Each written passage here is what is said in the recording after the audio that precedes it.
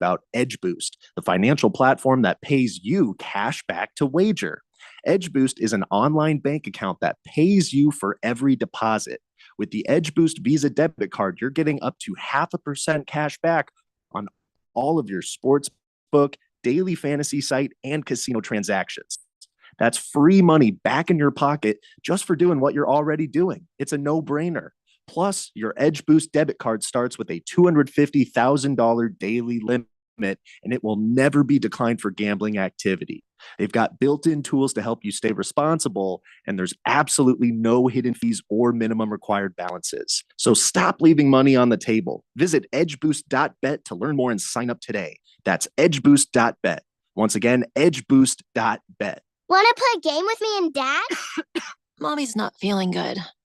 You need to vaporize that cold. Vaporize? Yeah, with DayQuil VapoCool. It's DayQuil plus a rush of Vicks vapors. VapoCool. Whoa. Come on, honey. Let's let mommy rest. You guys are amazing. And so is DayQuil VapoCool.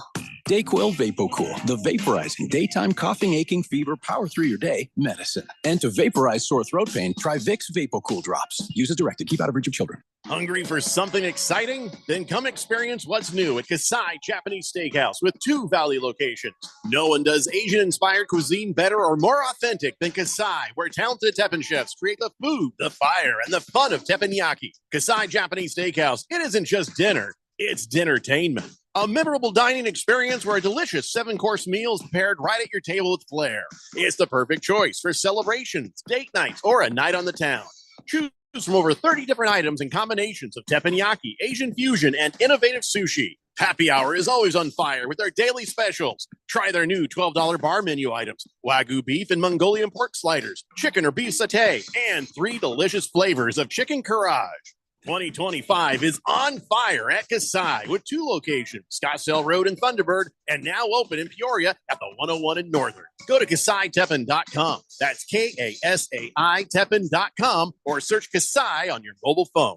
Texting enrolls you into recurring automated text messages. Consent not required to purchase. Message and data rates may apply. Hey, Dan, how you doing? Haven't seen you around the gym for a while. Yeah, I've really fallen off. Since I turned 40, I just don't get the results I used to get. Could be lower testosterone. Lower T? Yeah, I went through it a while back. Once you hit 40, your body has less free testosterone. I got Nugenix Total T, and it's made a huge difference for me. I've seen that ad on TV. Is it for real? Oh, yeah. The key ingredient is something called Tesnor, which helps boost free and total testosterone levels to help you trim up and stay lean. And it's made a difference for you? Man, I feel like I'm in my 20s again, at work, in the gym, and in the bedroom. Are they still giving out complimentary bottles for people to try it for themselves? Yeah, you just need to send them a text. Text LION to 42424 right now for your complimentary bottle of Nugenix Total T, the #1 selling testosterone booster at GNC. Plus, text now and we'll include a bottle of Nugenix Thermo, our most powerful fat incinerator ever, to help you get back into shape fast, absolutely free. Text LION to 42424. That's LION to 42424.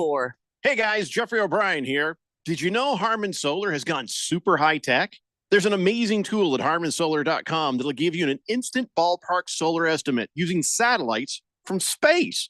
You just type in a little information, and within seconds, you'll have an idea of just how little money it takes to save big on that monthly electric bill. I did it, and within seconds, they measured my roof and calculated my savings. It's very impressive. Go to harmansolar.com and give it a try yourself. That's harmansolar.com. KQFN Tempe. Also transmitting on K257CD Phoenix at 99.3 FM and K240 EU Fountain Hills at 95.9 FM. All right, people, settle down. Because it's time. Time for what? Showtime. When does it start? Right now. 3, 2, 1. Let's get on with the show. Let's do it.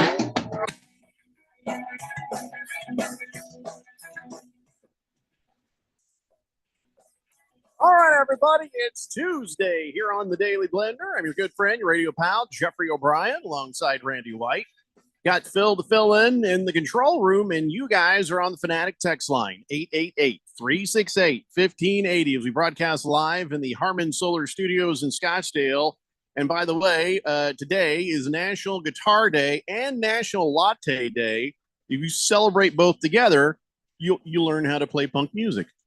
That's I think that's the best way to do it right there. I could see that. Yeah. I feel like there's a National Air Guitar Day. and that would be the best. I'm sure there is. You Google it. I'm sure there's a day for every damn thing. And I really hate that, by the way. I don't think everything deserves a day. Not everything deserves a day. National Stick Your Finger in a Pickle Jar Day. That deserves a day. But not everything deserves a day. Who doesn't like to stick their finger in a good pickle jar? Well, that should have a day. Pickle jar. Well, I'm not going to. Don't get me started on pickle. We'll never get anything done. We'll never get anything done. You're a pickling man? Well, I have made homemade pickles, but I did that just by chopping up a cucumber and throwing it into the leftover pickle juice from a Vlasic pickle jar. So that counts, right? See, Vlasic pickles are the best. Their Vlasic is classic, man. Oh, man. There's nothing like a good Vlasic pickle in your mouth. Yeah, name another brand to compare. Say, oh, this is worse or better. We don't know any other brand of pickle. Vlasic is the only kind of pickle to have. That might be the only brand of pickles. I mean, except for great brands or whatever, house. No, they've got all those generic brands that they have. But nothing compares. Nothing is comparable. Nothing's even become second. So I'd like to do a special promo for Vlasic, not Vlasic pickles, for generic pickles, and say, listen, there's nothing like a nice pickle. It doesn't matter what brand it is, and I can tell you this because I've looked in on it from satellites in space. Yeah. Clausen pickles. Never heard of Clausen. Never heard of them. You've never heard of Clausen pickles? Oh, that's some bullcrap pickle right there. No, that's a real thing. I just looked up Clausen and a girl came up. Oops. Are either of you the fiends that will just straight up drink the pickle jar juice? No, not me. I had a girlfriend once, and lo and behold, if I ever so much as even thought to throw out that pickle jar juice, it was over. I think the girls like it for something. There's some, I don't know. What is it that girls like it for? Does it hurt? Does it help the periods? I don't know. I'm not sure. Oh boy, I don't know. Yeah, I know that even just saying that sentence can get you in trouble, but I'm pretty sure that's what it is. Periods, maybe the semicolons, the regular colons, who knows? Love me a nice semicolon. So I just looked up the Clausen pickles and never seen them. Never heard of them. Yeah, they're kosher. See, I'm a Gentile and these are kosher. So yeah, these are kosher. Yeah. Is Vlasic kosher as well? I don't think Vlasic is kosher. You can't be kosher if you're a stork. Wait, yes, Vlasic is kosher. I'm looking at it right now. Holy whack-a-mole. Yeah. Well, do they have any non-kosher pickles? And what makes them? I mean, why would you want non-kosher? Because I mean, it's just that added extra something. They bless it, and then it has to. It's like make sure it's clean. Is that pretty much what kosher is? Couldn't tell you. A rabbi blesses each jar, and then they're like, "Oh, it better be clean." That's all I know. I don't know enough about kosherness. Now there's Griot's pickles. That's Italian dill spears. Griot. Maybe it's in Ralph's fridge, but nobody else's. It's more of like a natural pickle because you get it at that store. Sprouts. Well, that's not Italian. That's Spanish. Griot or no, Grillo. It's Italian dill spears is what it says right here. It says? I'm looking right at the bottle right here. Yeah, I see. They got them at Fry's too. I think you got to go Grillo. I love how the fake National Day gave us more content than the actual day that it is. I love that. Now, Mount Olive offers kosher baby dills. I'm not a big fan of the baby dills. I want a spear, and that's about it. I think we should protest, right to life. Let's protect the baby dills. I don't think that's what we should. I want to pick it. I think we should pick it. We're gonna stand outside with our signs that says "Save the baby dills." You monsters! Pickle, needs a chance. That's all I'm saying. So anyway, what were we even talking about here? Talking about lattes. Pickles, I thought. National Latte Day. Oh, we're past that now, I think. Oh. So yes, I did. Is that doesn't count? I guess if you're going to make pickles from scratch, what do you need? I thought you were going to say pickles from space. Pickles from scratch. So you get a jar, and then you get some cucumbers, and then I'm thinking a crap ton of salt is involved. What else do you need to make pickles? Well, you gotta have. There you go. Vinegar. Is that it? You gotta have vinegar. You gotta have all those pickling spices. You can buy them. Buy the jar. You get pickling spices. And you throw that in there. Do you think I a just bucket looked up would work? how to make pickles at home, and it just came up and said, don't. Okay, guys, I'm not going to argue with Google. Okay. Probably not as dangerous as deep frying your turkey for Thanksgiving, but still, leave it to the professionals. Yeah, and they're not expensive, right? They just just give me a pickle jar, and we're good to go. That's like those Vienna sausages. Like, it's so much work to make it yourself, and it's already so cheap. Why even go through the trouble of learning? There's different recipes for these homemade pickles, Buy them already made. It's a lot of fun, though. I gave my wife a jar of them Vienna sausages. She opened up and she went, "Oh, I remember him," and we just laughed. Wow. Las Toby says, "I'll take a Jameson pickleback." I don't know what that means. Is he talking about Nickelback? Because that's not allowed on this radio we do program. not allow I'd imagine it's like you chase with pickle juice. Like okay, so you take Jameson, a shot of and then, Jameson, some and then, pickle. That's right, Lost Toby. Now we remember. Scratch Me Because says, "Is Phil in Filthy Phil, or is Filthy Phil fill in Phil, or Phil in Filthy Phil?" Phil is filthily filling in, while Phil is filthy. Yeah, Phil has a lot better things to do than this show, by the way. Yeah. So stop trying to make him be the new guy. He's actually a very well-off banker. Yeah, stop pressuring Phil. He's got to get back to banking. Yeah. Yes. B&O, or is it BMO? Gosh darn it, I always mix that. All I know is you got BO. Baker's Cocky Hen says, "Kosher pickles are circumcised." Oh, yeah, you can tell. They're cut. Mm-hmm. Soccer Mom Assassin says, "Oh, my, did you just suggest that pickle juice helps with our periods?" There's a lot you need to learn from women's menstrual cycles, Jeffrey. I don't think I need to learn anything from them. I just, why do the girls like to drink the pickle juice? Usually it's the gals who like that. Is it for the migraines that we give them? I don't know. It could just very well be that it tastes better to them. Could be for the cramps we give them. I know Miss Kim has constantly got a stomach ache. I don't know why. I don't think that's us. But Fifth Letter says, "How about them mother effing Lakers? Won 10 of the last 11, 2.5 games back from that second seed." Here's the part where we have to say burn in hell, Lakers. But that said, yeah, they're on a good trajectory. They got Luka plugged in and playing last night, and they're just kind of easing him in, and he did all right. I think that the Lakers have a lot to be excited about. Well, but you can also still burn in hell, Lakers. Mm-hmm. Burn in hell, Lakers. Sorry. Yeah, damn. You really meant it. Yeah. You put some oomph behind that, Randy. My God. Listen, I say what I mean and mean what I say. Yeah. You ain't kidding. Yeah. Pink Eye says, "How about Salty Nuts Day?" Oh, no, there is one of those. There is. Yeah, there definitely is one. I love to get me some nuts in my mouth. Listen, I'm on a pistachio run lately. If your nuts are not salty, get rid of them. Yeah. I don't mind some unsalted almonds every now and then, but for the most part, you gotta have a little flavor, like lightly salted nuts in my mouth. That's what I gotta have. Yeah, the cashew. I gotta have a little salt. The cashews are no good without salt. Cashew needs salt. They're evil pre-salt. Moist One says, "Why don't we start a pickle company based around health benefits it provides? During that time of the month, the best pickle for your period." Well, that's a good slogan, but I've been told that is probably going to get us all killed. Period pickles. Yeah. ASU Buddy says, "Just put a bunch of cucumbers in some vinegar and you're good." I don't there's more to it than that. I don't think that's going to get the result you want. No, you got to have the pickling spices. There's pickling spices? Oh, there's a whole thing. You got regular pickles, and then you got spicy pickles, and then you got even spicier pickles, and then you got bacon flavored spicy looking pickles. for regular pickle. A whole jar of pickling things, and you pour that in there. You got to pour that in the juice there. There's a whole universe of pickles out there for us to explore. No, I just want regular ones. I don't want to get fancy. Boomer Sooner says, "Is Phil's new nickname Baby Spear?" Well, have to talk to his gal about that. Lost Toby says, "Does this mean we can bring back shut the hell up, Phil?"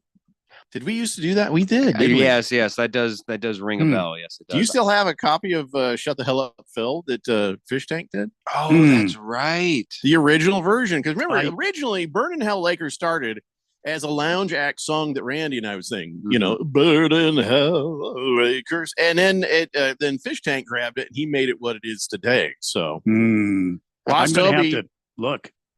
Yeah, just see if you can find it. Lost Toby says, my ex swore on everything that pickles and pickle juice helped with her menstrual pains. See, I knew it had something to do with that. Average Joe says, I was at a bar and this girl swore that a shot of pickle juice is a great chaser after tequila. It, in fact, tastes horrible. Yeah, I kind of figured it would. Sometimes girls like to have fun too. You know what I mean? Like, watch me get this idiot to drink some pickle juice. And we'd all fall for it too. You know what I mean? We'd all fall for it. Scratch Me Because says, does BMO Bank stand for Bowel Movement Odor Bank? It could in certain arenas, but not this particular one. No. Mr. Binkai says, well, can Phil answer our banking questions? I can if you call this number 888-368-1580. Go ahead, give it a call, and I'll give you a couple of answers. Well, we don't answer the phone, Phil. Shh, don't let them know. Oh, okay. Robert from Surprise says pickle juice also helps with heartburn. Oh, does it? I would feel like the vinegar would just inflame it. No, I got Tums for that. So yeah.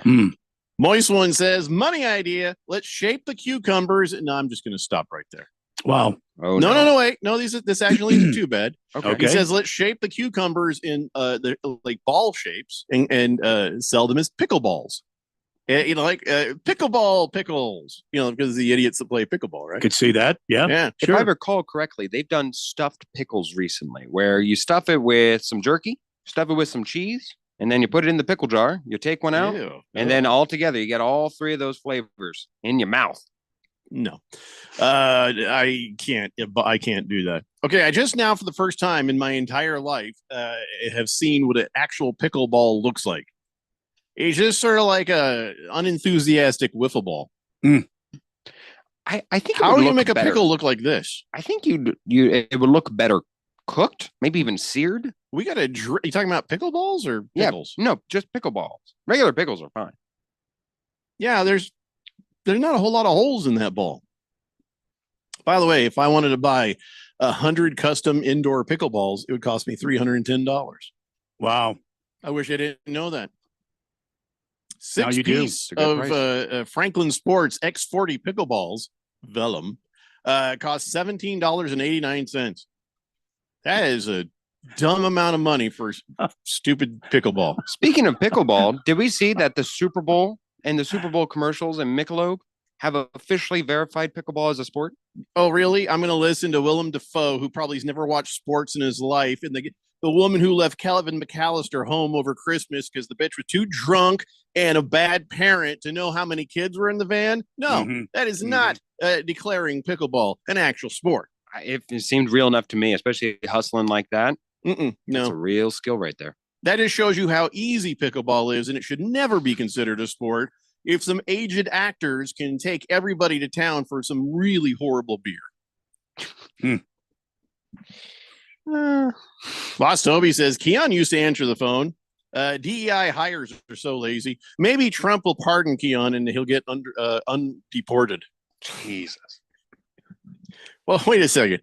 Keon, by your logic, would have been a DEI hire, and he'd answer the phone. That means he wasn't lazy. That completely blows your entire argument. Phil, not a DEI type, tremendously lazy. Oh, yeah.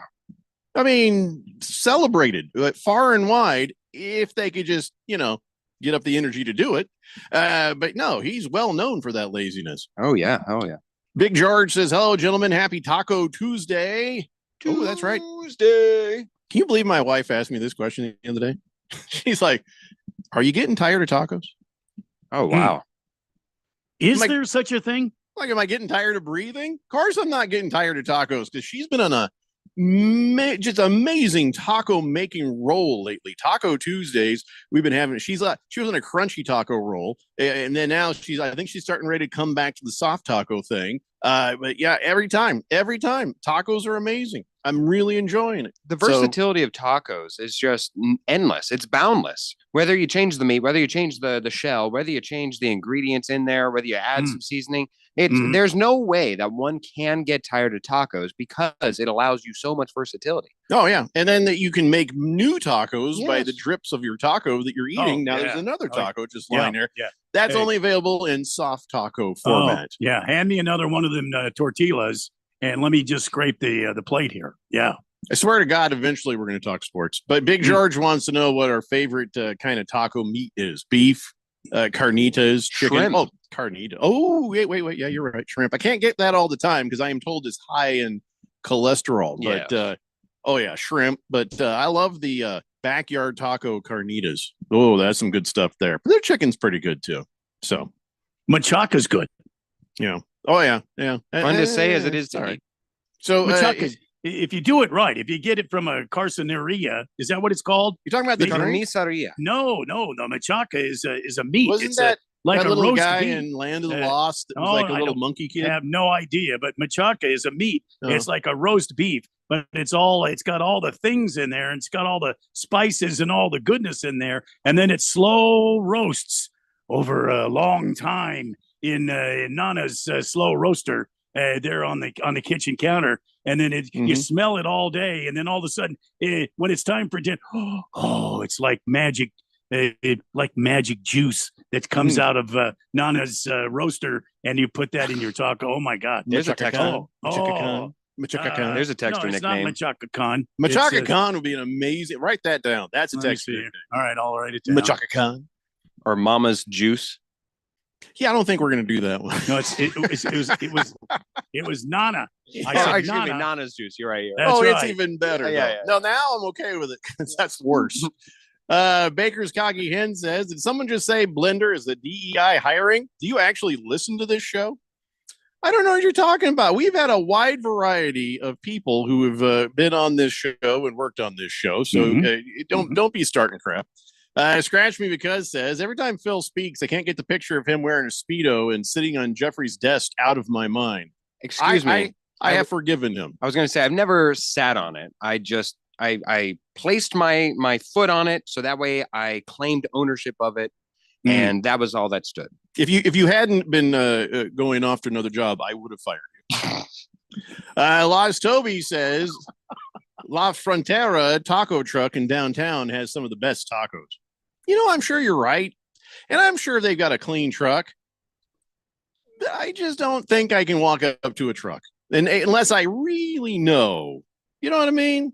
Unless I really know that, like, if I know the people inside, or you know what I'm saying? I'm sure it's fine. It makes me nervous. Moldy Tuna Fish guy, just Moldy Tuna Fish says, asking a guy if he's getting sick of tacos is like asking a guy if he's getting sick of sex. It just doesn't happen, unless you're a eunuch. I'm pretty sure eunuchs love tacos, Moldy Tuna Fish. Oh, yeah. Lost Toby says, Blender's very diverse. They have people from all levels of the spectrum. He's not wrong. Bear Claw says, I'm more of a taquitos or a rolled taco guy. Get me some guac with that. But it's still tacos. See what I'm saying? Same ingredients. It's all the same ingredients. Moist One says, Nana's taco juice. Stop making me hungry. Soccer Mom Assassin says, I'm really glad you didn't suggest Mama's Juice as my texter nickname. No, it was all right. Maybe Nana's, it should be Nana's Juice. Yeah, I don't think we should do it at all, to be honest. An open-faced taco is really just nachos.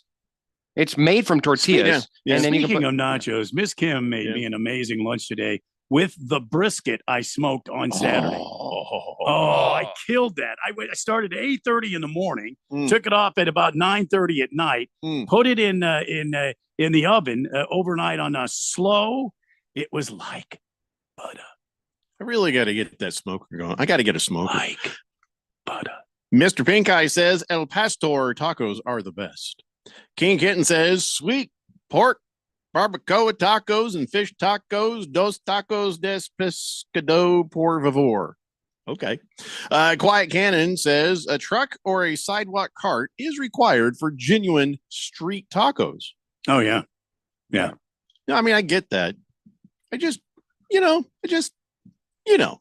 I And it's not just tacos. I mean, any food truck, I'm squinting. I squint. You know what I mean? I look at it and I squint. And I'm like, am I going to get sick here? I just had, Jeffrey, this is it. This is the one where we score big right here. Not buying a food truck. Just had this idea. I'm not buying a food truck. Now, just listen to me. Now, just give me a second. All right. You know how in Scottsdale they have them bicycles that are all fixed up, and you do this, you're riding down the street in the bicycle, everybody's drinking and having a good time? Yeah.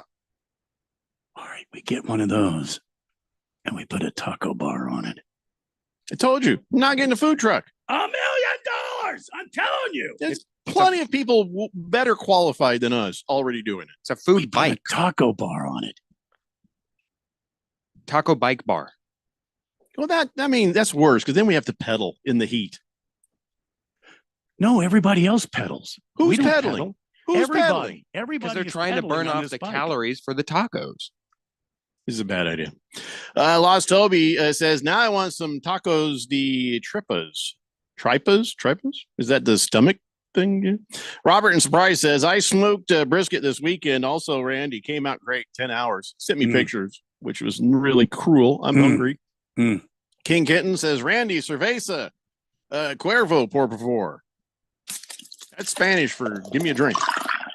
He wants a beer and a Cuervo Gold. All right. So listen, people, we haven't really talked any sports yet. As we probably need to do that. I mean, possibly just to be annoying, we could probably see how far we could go without doing it.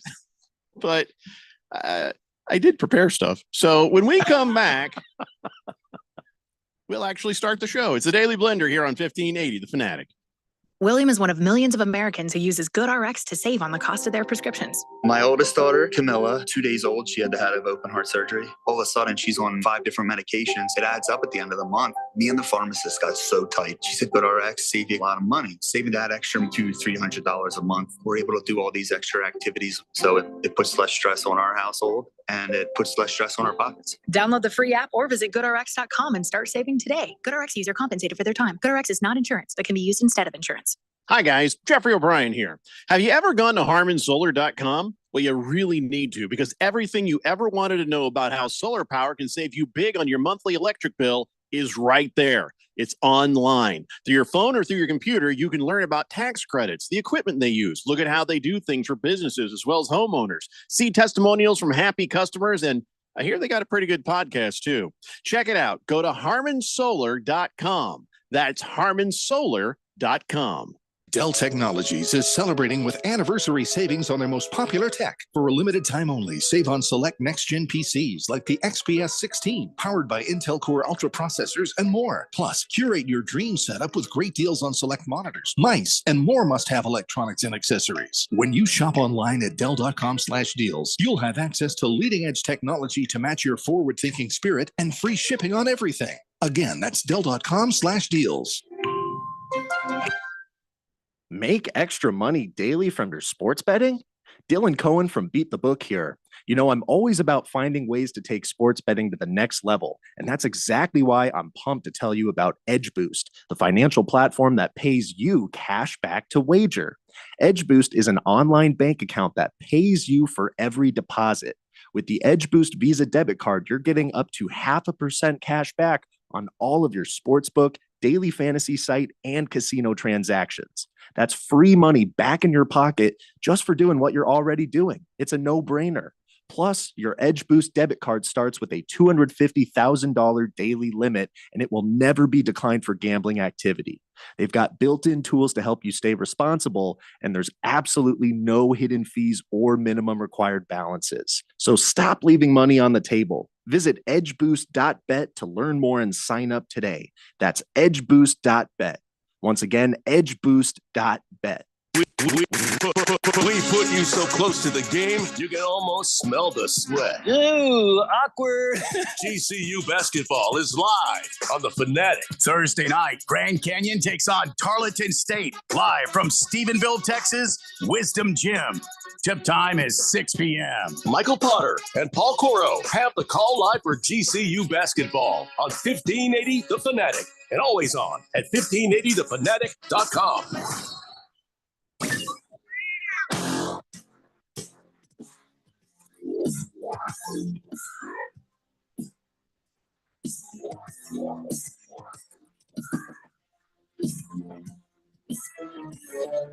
Today's Blender here on 1580 The Fanatic.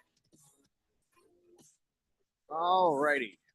Phoenix Suns play tonight. They're on the TNT, which means they're on a bunch of different channels, whether you get them or not. They're on TNT. They're on True TV. They're also on Max if you stream that.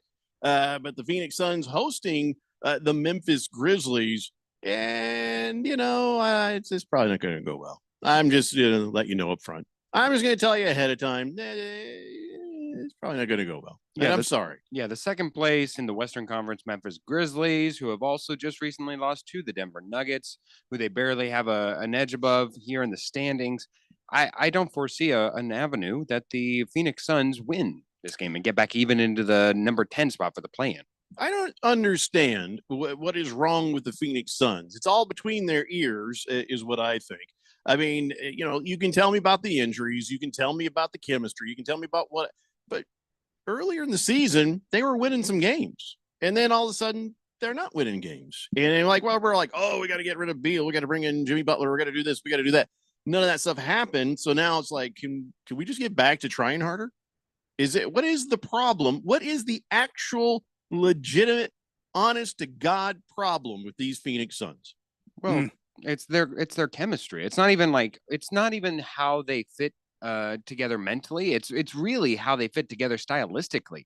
It's when this team was conceived, nobody could deny the talent. Nobody said, oh, Bradley Beal's a great player. Oh, you would want him on your team. Kevin Durant, great player. You'd want him on his team.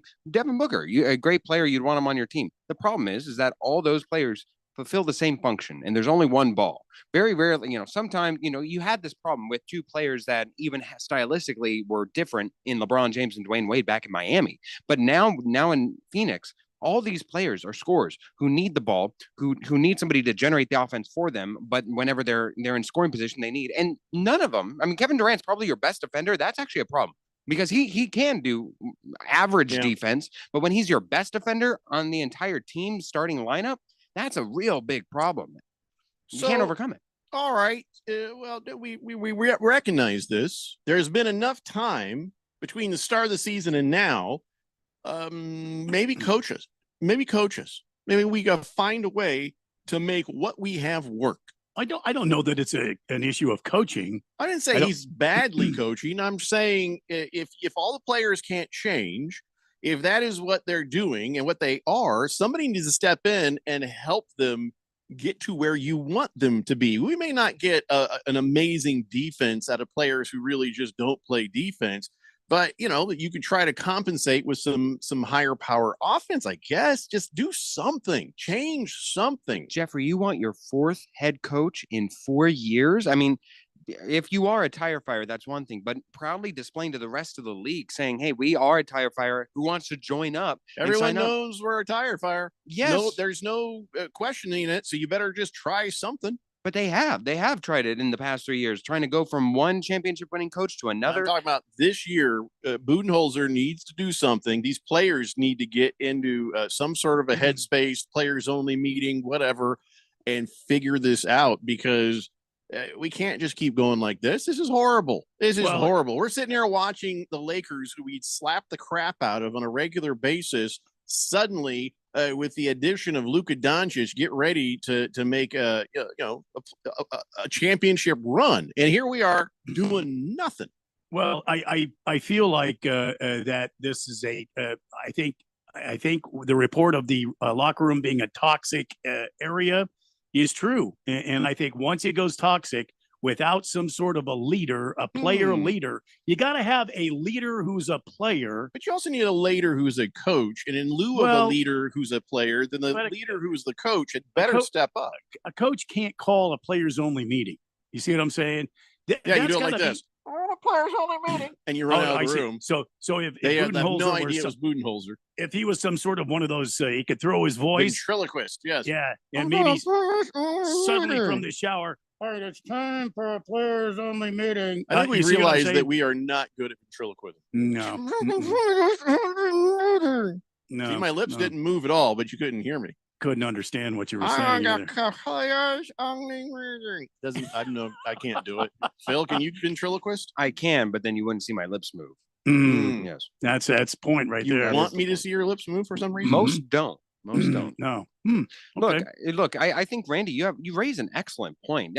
There's an absolute clear difference between the coach bringing up a message, a player on the bench, a la Udonis Haslam, where he brings a message, and your star player bringing up a message. We've seen this time and time again. The common denominator between the two superstars of Devin Booker and Kevin Durant is that neither of them like to take up that leadership role. And because of that, the rest of the players do not fall in line. The best non-leadership role you've ever possibly seen was probably Tim Duncan, where he did not want the popularity that the league was trying to offer him. He did not want the popularity that would come with winning. All he wanted to do was win and kind of just play ball, kind of like Kevin Durant. But what made that marriage so great was that he had a Hall of Fame coach there in Greg Popovich, who was more than happy to take up the mantle of authoritarianism in the form of coaching and just tell everybody what the heck to do, and everybody could look to him. You don't have that in a modern day NBA setting.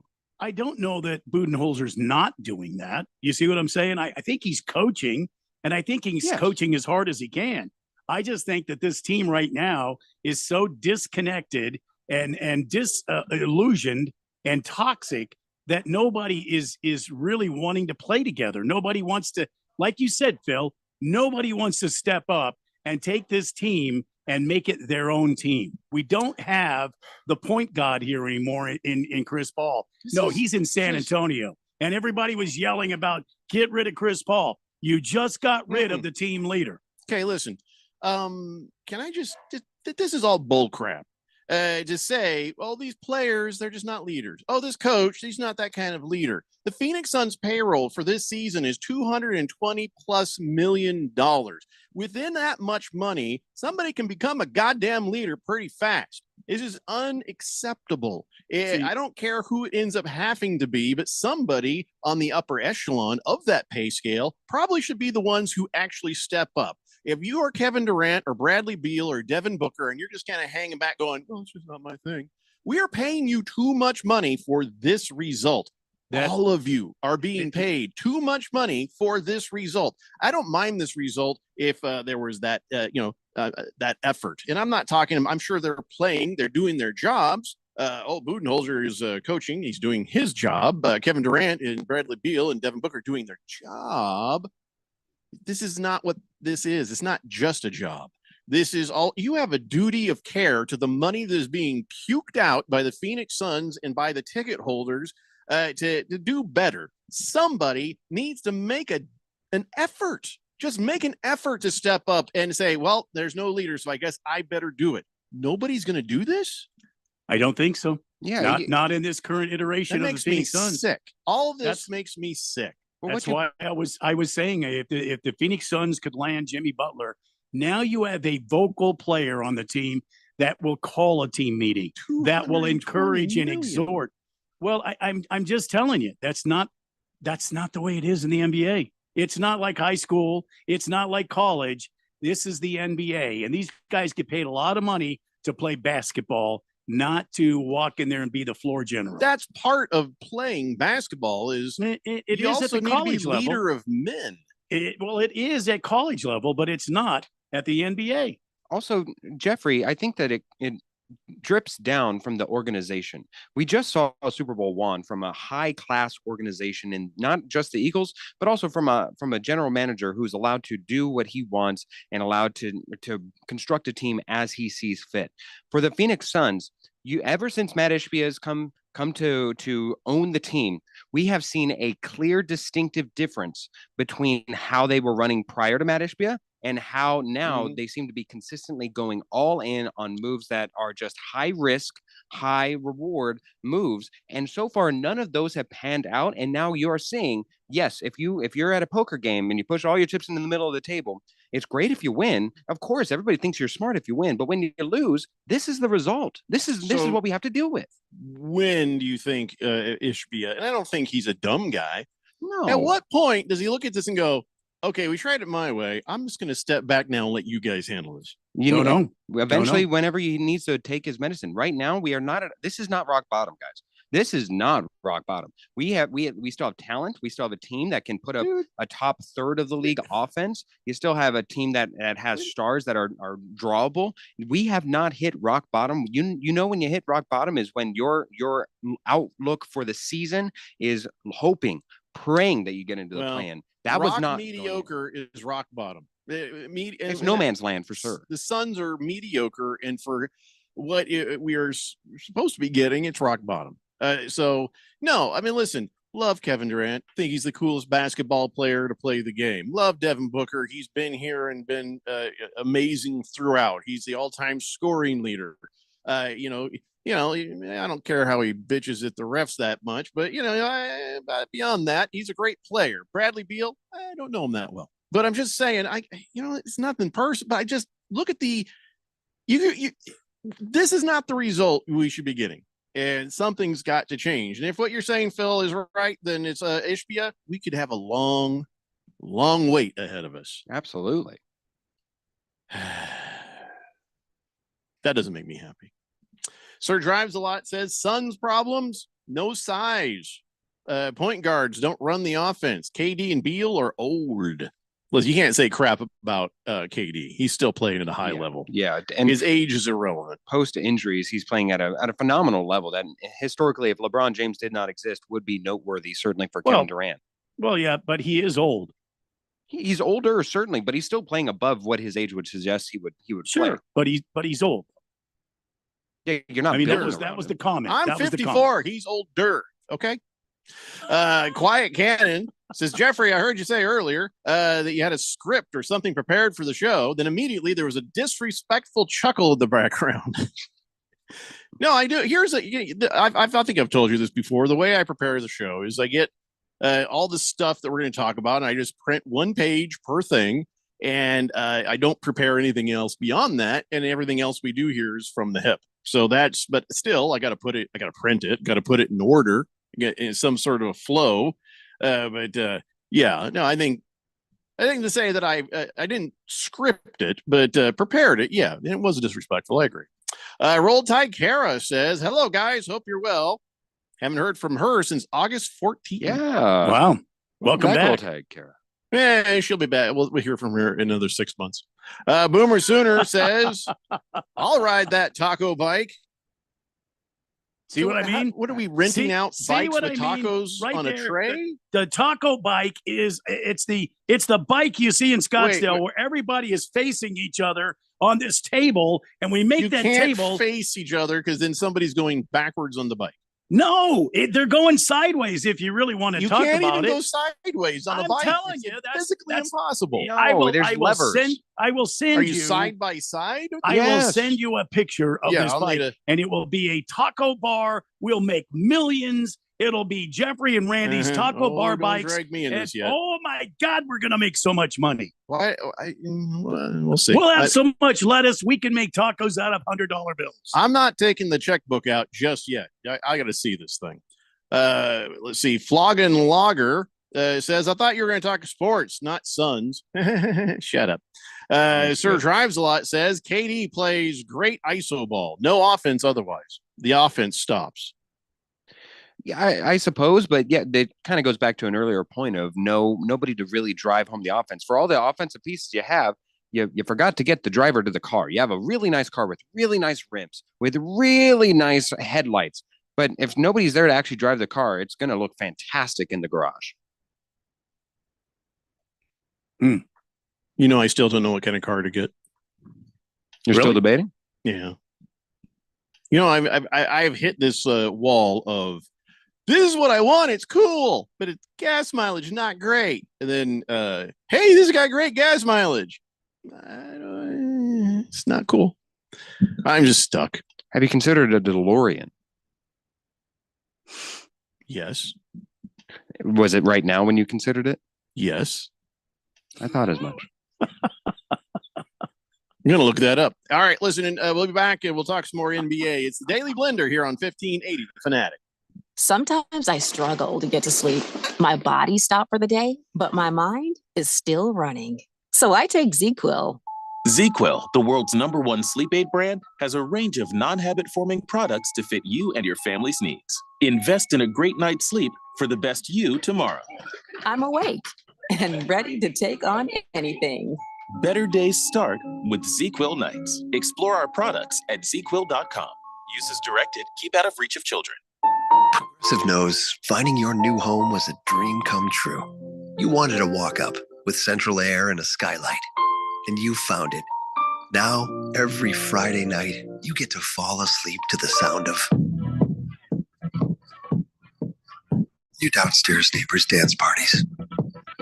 Progressive can't save you from your noisy neighbors, but we can save you money when you bundle your home and auto with us. Get a quote at Progressive.com. Progressive Casualty Insurance Company affiliates and other insurers not available in all states. Texting enrolls you into recurring automated text messages. Consent not required to purchase. Message and data rates may apply. Hey, Dan, how you doing? Haven't seen you around the gym for a while. Yeah, I've really fallen off. Since I turned 40, I just don't get the results I used to get. Could be lower testosterone. Lower T. Yeah, I went through it a while back. Once you hit 40, your body has less free testosterone. I got Nugenix Total T, and it's made a huge difference for me. I've seen that ad on TV. Is it for real? Oh, yeah. The key ingredient is something called Tesnor, which helps boost free and total testosterone levels to help you trim up and stay lean. And it's made a difference for you? Man, I feel like I'm in my 20s again. At work, in the gym, and in the bedroom. Are they still giving out complimentary bottles for people to try it for themselves? Yeah, you just need to send them a text. Text LION to 42424 right now for your complimentary bottle of Nugenix Total T, the #1 selling testosterone booster at GNC. Plus, text now and we'll include a bottle of Nugenix Thermo, our most powerful fat incinerator ever, to help you get back into shape fast, absolutely free. Text LION to 42424. That's LION to 42424. Hungry for something exciting? Then come experience what's new at Kasai Japanese Steakhouse with 2 Valley locations. No one does Asian-inspired cuisine better or more authentic than Kasai, where talented Teppen chefs create the food, the fire, and the fun of teppanyaki. Kasai Japanese Steakhouse, it isn't just dinner, it's dinnertainment. A memorable dining experience where a delicious 7-course meal is prepared right at your table with flair. It's the perfect choice for celebrations, date nights, or a night on the town. Choose from over 30 different items and combinations of teppanyaki, Asian fusion, and innovative sushi. Happy hour is always on fire with their daily specials. Try their new $12 bar menu items, Wagyu beef and Mongolian pork sliders, chicken or beef satay, and 3 delicious flavors of chicken karaage. 2025 is on fire at Kasai with 2 locations, Scottsdale Road and Thunderbird, and now open in Peoria at the 101 in Northern. Go to KasaiTeppen.com. That's KASAI Teppen.com or search Kasai on your mobile phone. This is Brian Musburger. Don't miss Betting Across America, Saturdays at 11 a.m. right here on Arizona Sports Betting Station, 1580 and 99.3. The Fanatic.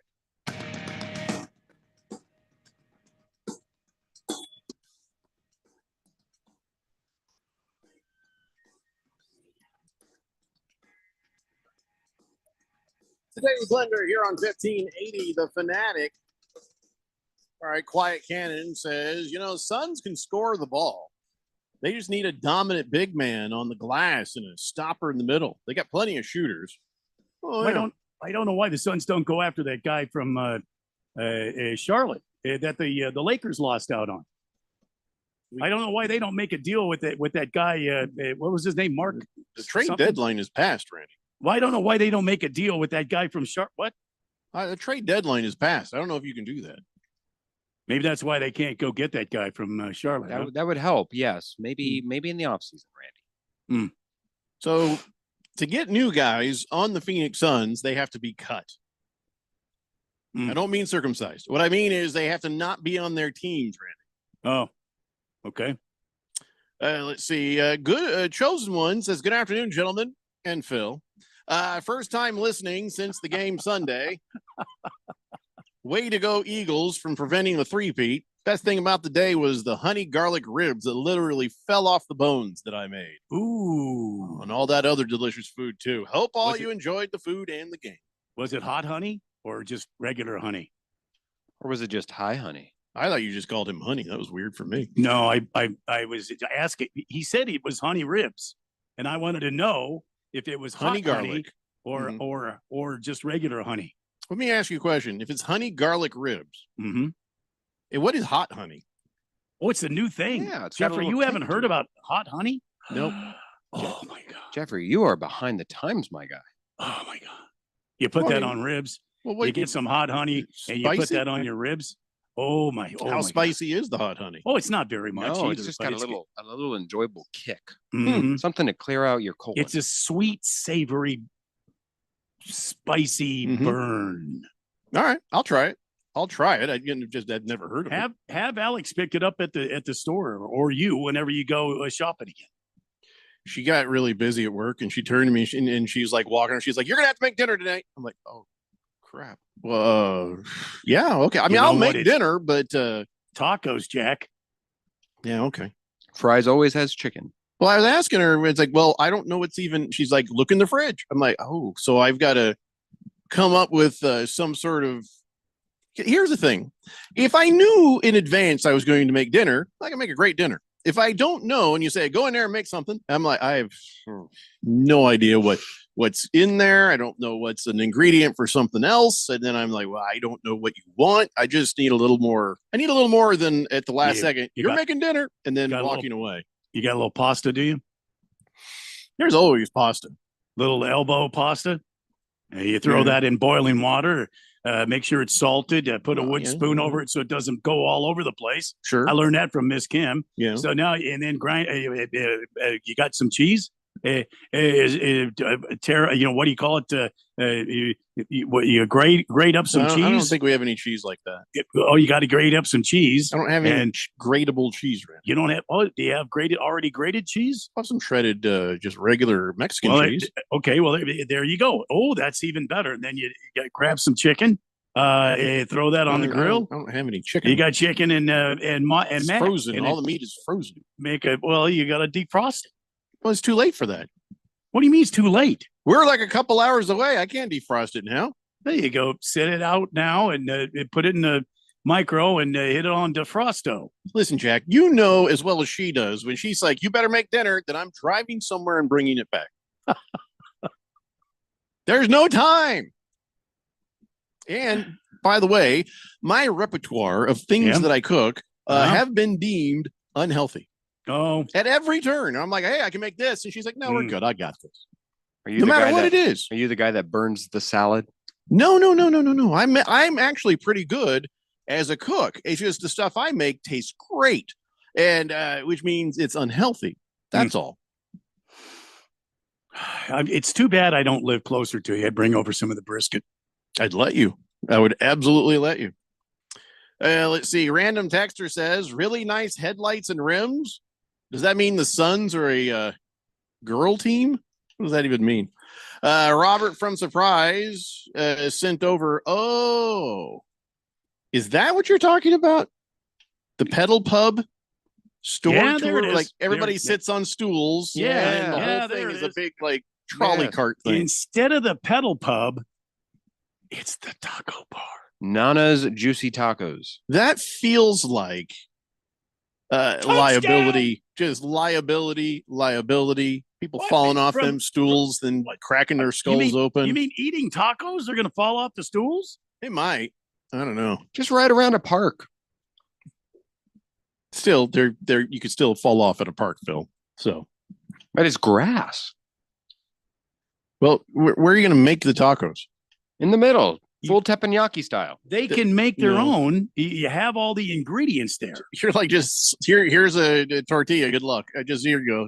You have a tortilla and a tortilla steamer, and you got the meat there, and you got the all the accoutrements that go. You got the cheeses and all that stuff. Oh, you make everybody pedal. I see that. Yeah. Yes. So now they have to pedal plus. It's a natural way to burn off the calories that you're ingesting. I feel like this is just liabilities nightmare, but I will consider it, Randy, because that does look cool. Soccer Mom Assassin says 3 different flavors of chicken karaage sounds very tasty. I might have to kindly suggest to my husband to take me to Kasai Japanese Steakhouse for Valentine's Day. Oh, you better make some reservations quick there, Soccer Mom Assassin. Yeah, no kidding. Yeah, everywhere's booked. Fifth letter says, breaking news, Lakers get their big man. Oh, God. What? Yeah, Lynn. They picked up Alex Lynn. How did they do that? 7-footer who used to be with the Kings. Yeah, he he's a was free going to agent. sign with the Pacers. Then he was like, "Nah, go over to the Lakers now. I smell a ring. Smell a ring." How did they?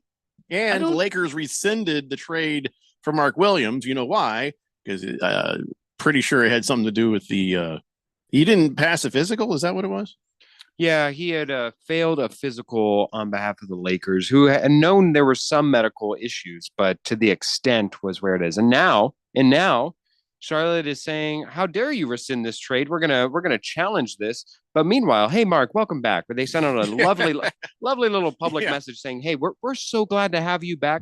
But then still, again, it's publicly being You announced. sons of bitches! Oh my God, it's so good to see you again. Hold on a second. You sons of bitches! Right over his shoulder. I know it's incredibly ironic. Poor guy. Silver Pop says, "Good afternoon, gentlemen. Happy Tuesday. Jeffrey with the taco truck idea. Liability. Make sure you get coverage for TNS, taco neck syndrome." Well, I mean, we'll have to have all sorts of insurance if we were even thinking about doing this. Moist One says, "What are the chances that Soccer Mom is Big George?" I'd say pretty high. Oh, yeah. I'd say pretty damn high. Oh, yeah. Big George has done this before. Magnificent Mr. Mormon says, "Make some beef cheeks tonight. You'll like it and she'll like it too." No. I don't. No, I'm not doing anything with the cheeks or the tongue or anything that chews gum. No. What about lingua? What lingua were you speaking? Jeffrey is currently looking up the word lingua. Well, it comes up lingua franca. But I don't think Randy was asking you to participate in consuming that. Yeah. No, Moist One. I'm not following that. No, not saying cunning anything. Donnie's a genius. He goes, "Keon looks different on the YouTube." Regal Beagle says, "Last time you guys talked tacos, you got cow tongue and angel soft mixed together. Hall of Fame moment for the show there." I'm trying to avoid that. Moldy Tuna Fish says, "Jeffrey, you should make tacos tonight for you and your wife. It is Taco Tuesday." I think that's what I'm going to work on. I might just go drive through backyard taco. Bullseye says, "Hot honey is not good," but that's not what he said. Bullseye, not a fan of hot honey, but I can't say it the way he said it. I think it just depends on what you, because as with any glaze, as with any sauce, it really the base needs to be good in order for it to be the exclamation point, to be the honey force multiplier. Honey and garlic. I mean, good for him. I just asked if it was hot honey. Big George, you're right. The Lakers now get to keep Dalton Connect, so they do, and that first round pick that they were going to throw in. All the luck to the Lakers, eh?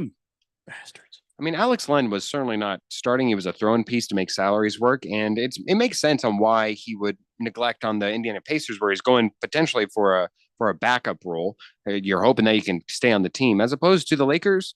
There's a very, very good chance if he doesn't start, he will be getting starters minutes. Devil Hawk says, "I have a feeling this taco bike idea is going to go the way of the snow bus." That was another brilliant idea. So the idea is presented, but that doesn't mean I'm opening up the checkbook for it. All right.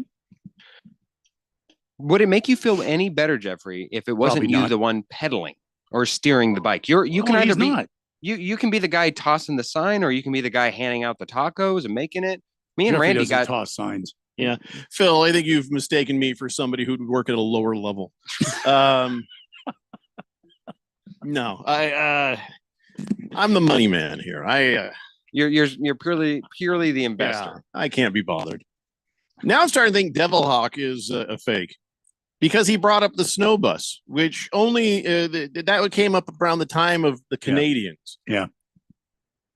So now I got to question everything and everybody, because when we busted Big George pretending to be a female teacher from Chandler, anything is possible.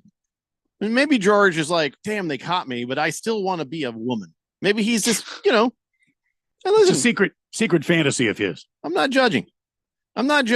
We are here to make dreams come true on the blender. No, not really. No. Not wish upon the star. No, you just keep on wishing, because I'm not here to make dreams come true. Can you imagine Big George in a dress? It's a big dress. Now I have. Thanks.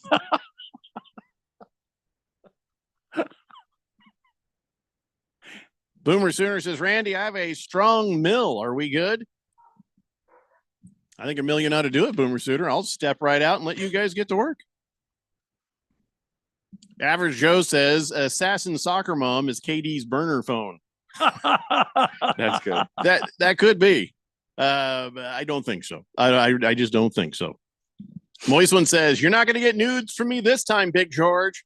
Not this time. Let's be honest. Fool me You three can get- times. You can get nudes from Moist One anytime, Oh, yeah. even without solicitation. Oh, yeah. Robert from Surprise says, Randy, you can make it hibachi taco style. Have a cook in the center. That way the riders can pedal and eat. Yeah. And get smoked out, catch fire, be viciously burned. Yeah, you got a point there. Also, this is a wooden little apparatus. The whole pedal pub is wood. So you got to start a fire. Now you got a flaming thing with people trying to undo their seat belts as it just flies down the road. Oh, the carnage, the humanity. Oh, yeah. Yeah. But no, you guys go ahead. Silver Pops. I'm sorry. Boomer Sooner's got you. He's got you. All right, guys, we got to take a break. We might actually start the show when we come back. It's the Daily Blender here on 1580 The Fanatic. Make extra money daily from your sports betting? Dylan Cohen from Beat the Book here. You know, I'm always about finding ways to take sports betting to the next level, and that's exactly why I'm pumped to tell you about Edge Boost, the financial platform that pays you cash back to wager. Edge Boost is an online bank account that pays you for every deposit.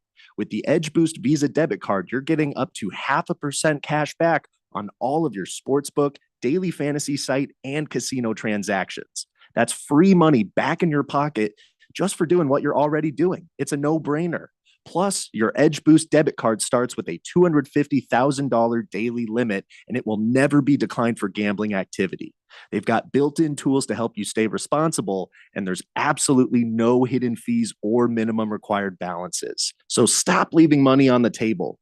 Visit edgeboost.bet to learn more and sign up today. That's edgeboost.bet. Once again, edgeboost.bet. What's that sound? That's the sound of Downy Unstoppable scent beads going into your washing machine and giving your clothes freshness that lasts all day long. There it is again. It's like music to your ears, or more like music to your nose. That freshness is irresistible. Let's get a Downy Unstoppable bottle shake. And now a sniff solo. Nice. With Downy Unstoppable, you just toss, wash, wow, for all day freshness. That? The sound of adorable little birds in your garden. And if you were here, you'd taste the 2 sweet but tiny tomatoes you grew all by yourself. But you're not here. Because your self-care happens when you're riding your motorcycle, protected by Progressive, on your way to the store for a pack of normal-sized tomatoes. So if you ride, switch to Progressive, America's #1 motorcycle insurer, without getting your hands dirty. Progressive Casualty Insurance Company and affiliates, not available in all states. The Renaissance Festival is back, weekends now through March 30th. Be ready to have a great time. Amazing adventure awaits the entire family. New shows, shopping, jousting nights, non-stop feasting. Leave your cares behind. Happiness reigns at the Renaissance Festival. It's fun and affordable. You'll love the Renaissance. Visit now through March 30th. Discount tickets available at Bashers' and Food City or online at arizona.renfestinfo.com. Presented by Delta Airlines, Bashers', Food City, Pepsi, Budweiser, and Guinness. Huzzah! Multivitamins are your partners in health. Their nutrients are key to your daily well-being, especially if you're planning to become pregnant. A multivitamin rich in folic acid can help you have a healthier pregnancy and prevent birth defects. That's why the Arizona Department of Health Services is offering a free 3-month supply of daily vitamins with folic acid. To get your free vitamins, go to azdhs.gov/PowerMe-A2C. Sponsored by the Arizona Department of Health Services. KQFN Tempe. Also transmitting on K257CD Phoenix at 99.3 FM and K240 EU Mountain Hills at 95.9 FM. All right, people, settle down. Because it's time. Time for what? Showtime. When does it start? Right now. 3, 2, What? Let's get on with the show. Let's do it.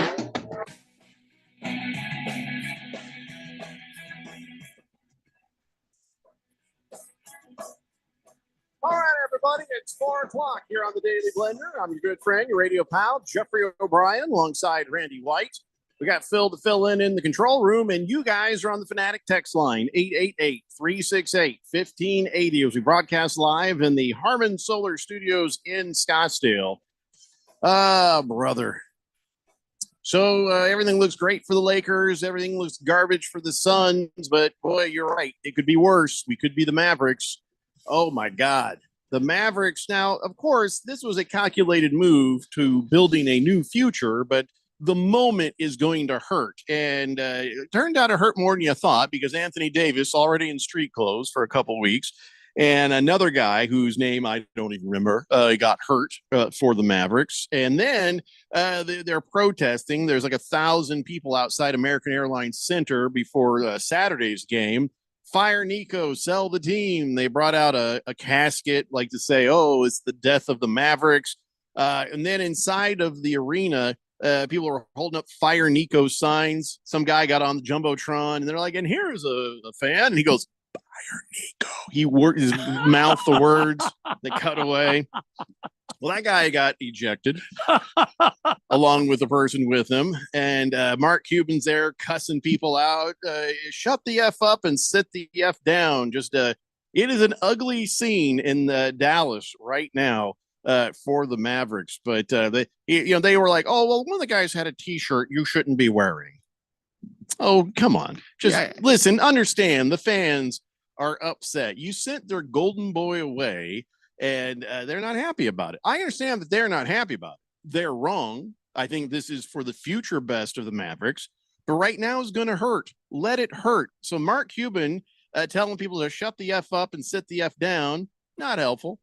People throwing out people. Now, you've got to expect a certain amount of decorum. You can't let them just go too crazy. But let them have this moment. Let them have their pain.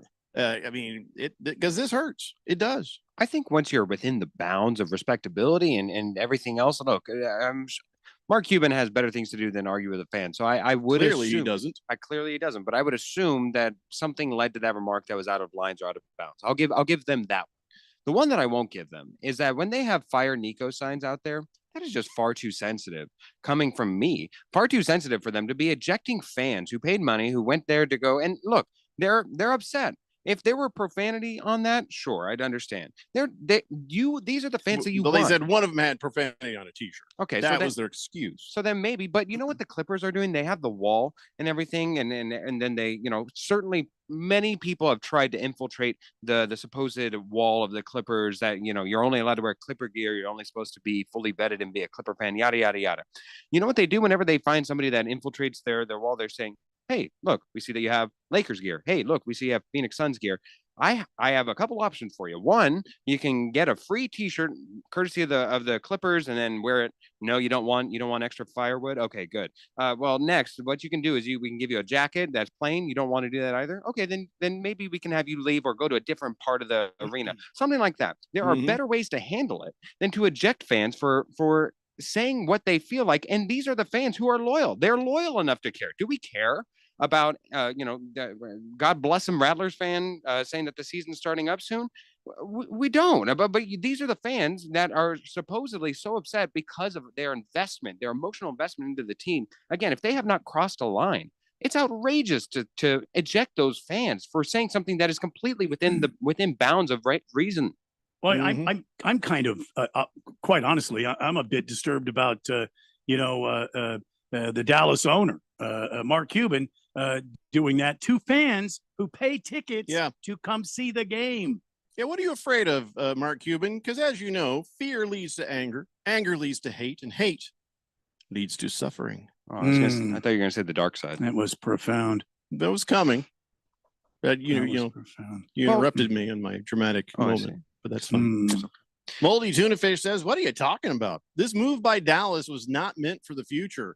If so, they would have kept Luka. He is the future. Trading for Anthony Davis was a short-sighted move to win now. Problem is, Anthony Davis, oft injured, Nico should be fired. He just tanked the Mavericks franchise for decades. That's not true, Multi-Tuna Fish. When I say it's for the future, they got him out of the contract of a fat, often injured Luka. So that was where they were at. They're like, okay, we're not getting anywhere with this. We got to pull the plug. And that's what they did. You can't see it right now if you're a Mavericks fan, but that gives you a better shot at your future financially to put a solid team on the court. So let me play the part of the Dallas fan right now. Thinking about the Dallas fans. Hey, you shut the F up and you sit the F down. I'm playing Mercury. Spot on, Jeffrey. Spot Thank on. you. Except for I haven't had a facelift yet. Well, wait, hold on. I'll just do this. Does that help? Okay, now it's better. Yeah. No, that's perfect. Yeah. When you do that, your eyes look just like Mark Cuban's. See? See? I know wife what I'm doing. won't be able That's to concentrate perfect. on taco dinner tonight. She'll be Yeah. just so dumbstruck. Oh my I God! know. Yeah. Where Where's is my Randy? husband? I can't hold What? this forever. I can't Well, hold this forever. Quite frankly, I've already forgotten what I was going to say about it as a You forgot Dallas your fan. line as the Yeah. Oh yeah. playing Oh the my part? God. Yeah. I can't blame you. I'll just show myself out now. Why do people get facelifts? Like Tom Cruise looked all kind of weird. It's all right to get older. You know, I think people just let it happen. I think, well, my theory on facelift, not that anybody asked, but facelift is one where instantaneously you look weird for your age, but it's like 20 years down the line when it's like you have not changed a bit, that it pays dividends. So we get used to you looking like a weird plastic man. And then that's like, oh, he hasn't aged since then, since he. Correct. It ages you like 5 years, but then once you get to like 15 years later, you're like, man, Tom Cruise has not looked a day over 60 for the past 15 years. I could see this. I could see this playing out now. Oh, hey, Phil. Hey, it must have been what, 15 years? Oh, yeah. Yeah, it must be 15 years. I can remember when your eyebrows were down here. Now they're way up here. How did that happen? I ate too much Little Caesars. Yeah. I had a listener, this lady who was, she was 70 and she would tell people that she was 80. So they'd say, oh my God, you look great for 80. And then she was lying. She just wanted people to tell her she looked great. That's clever. I love that. Moist one says, Jeffrey, the fat Luka narrative isn't real. I've never once seen his conditioning be an issue. It's not a. It's part of why he's been getting injured. I was going to say that is the proof is in the pudding, and the pudding is in his backside because he keeps in getting his locker. He eats a lot of pudding. Exactly. Pudding's in his backside, Yes. or in his locker, because he keeps getting these soft tissue injuries, which are almost directly linked to his overweight problem. Like, yes, he has played the most minutes in the entire NBA last season. Of course, a lot of that was in the playoffs, and of course, he didn't get hurt. But that's due to youth. As that contract would age, as that $336 million max Ute. It's Ute. Oh, the Utes. Yes, The the Utes of Utes. America. The But as Utes. that Ute gets older, as in he gets to be Kevin Durant's age, that does not fare well. That's when you become Anthony Davis. Oh, he had a few little signs of struggling to stay healthy, but he's younger, so he's able to power through them after a couple weeks. Now, whenever he gets injured, now we're looking at months. Now we're looking at seasons and all that. So it's bad omens. I can see where Jeffrey's making the point of it being a move for the future, even if it doesn't make sense just pure talent wise. Beer Bob says the Mavericks did the necessary unpopular move that the Suns organization is too jick bleep to do. There you go. Yeah, honestly, yeah, I'd much rather I would say bravo to the Mavs. If this were, it's a high risk, high end move. You know, if it turns out that Luka becomes an anchor to the Lakers franchise, we don't see it right now, but you don't get ultimate kudos for making moves that are safe. And so, if the fact that you're willing to go out on a limb, the fact that you're willing to put your male testosterone out on the line there, and then for the entire world to see, I say kudos. I mean, it's an all-in move, and we'll see how it works out. But I at least applaud the bravery, if nothing else. Magnificent Mr. Mormon and Swazman both saying, Jeffrey, didn't Mark Cuban sell his part of the team? He did. Yeah, he no longer has ownership on it. He's more of he's like Shelley Sterling for the Clippers, where he's like the Mavericks' biggest representative super fan who still can get in the board meetings every so often, but he doesn't have controlling interest. He anymore. still has the same seats, though. That's all I'm saying. That was a part of the selling. Moldy Tuna Fish says, Moist One's right. Luka does not have a conditioning problem. Everyone's saying that. It was an awful trade. It's an awful trade. We just proved that wrong, so yeah, you're welcome. Yeah, it's an awful trade if it's an awful trade with Anthony Davis going down. Beer Bob says Luka is already an anchor. Yeah, you tie a rope around his ankle, he'll stop a boat. Moist One says Anthony Davis got hurt less than a game in. The trade already blew up in their face. Like I said, he was never meant to be the solution. And also, Heavy Metal Maniac says Mark Cuban's not even an owner anymore. He had nothing to do with it. Yeah, we got it. We know that. We Yeah. know. But he can still tell somebody to shut the F up. Quiet Cannon says something that might help you out for dinner, Jeffrey. BLTs are always good. You can even add a hard fried egg to a BLT as an option. See, now that would be a great sandwich for me. She, a very, very health conscious, works out every day. It is amazing shape. She's like ridiculously good shape. She will reject that immediately. If you add an egg to a BLT, is it a blet then, or is it a belt? I think you just call it a belt because blet just sounds like bleh. Yeah. I think belt would be the first one. Then people will look at you weird when you're saying, "Well, what are you going to eat tonight for dinner?" I'm going to eat a belt. Well, it's like the depression times again. Yeah. Chosen One says text above was an answer to Randy's honey question. Oh, I shall answer that now. Chosen One says, good afternoon. He says, oh, wait, there was no, what are you talking about? I already read that text. That was not an answer. Jeffrey, you've been duped. Chosen One, you might have thought you sent me another text, but you did not. Thank you. I got your text about the honey garlic that you had sent originally, and then you talking about a text above being an answer. It still remains unanswered. Average Joe says Cuban still owns 23%. Yeah, I knew he still had some stake in it, but whatever. Moving on. How about the Timberwolves? Timberwolves for a minute were for sale. Then the owner's like, just kidding. And then they said, well, whoa, wait a second. It was A-Rod and this other guy that you signed a thing with them saying, you're going to sell them the team. And he's just like, I decided I didn't want to do that. It turns out they're doing pretty good. And $1.5 billion is probably not enough. Well, the courts have decided, or at least a panel, it's a split decision from yesterday. 3-person arbitration panel has decided that the Minnesota Timberwolves and Lynx owners, Mark Lohr and Alex Rodriguez, guess what? In favor of A-Rod and company, that Glenn Taylor loses, and now they can continue the process of becoming the majority ownership group. This has to be the first time in legal history that A-Rod has been on the positive side of a court ruling. Ooh. Well, there's been plenty positive with A-Rod. Just Oh, yeah. Mm-hmm. So, I don't know. They're not going to force him, Taylor, to sell for the $1.5 billion. Remember, he's not selling the team outright. He was just selling a stake in it, a majority stake. Because look, the Suns sold for $4 billion, Mavericks sold for $3.5 billion. Let's see, the Hornets went for $3 billion, Milwaukee Bucks for $3.5 billion. So where does that put the Timberwolves? They just went to a championship. So, yeah, they should be in similar range of that stuff. I'd say 68 million. So he's just selling 80% majority control. You see what I'm saying? I feel like the number has to change. And I think that Taylor realizes that too, because when he started that conversation, was there a problem? You just did this. Yeah, no, I thought maybe you couldn't hear me. No. Oh, when they started the process, Timberwolves sucked. And then all of a sudden they started getting good. And they're like, oh, wait a minute.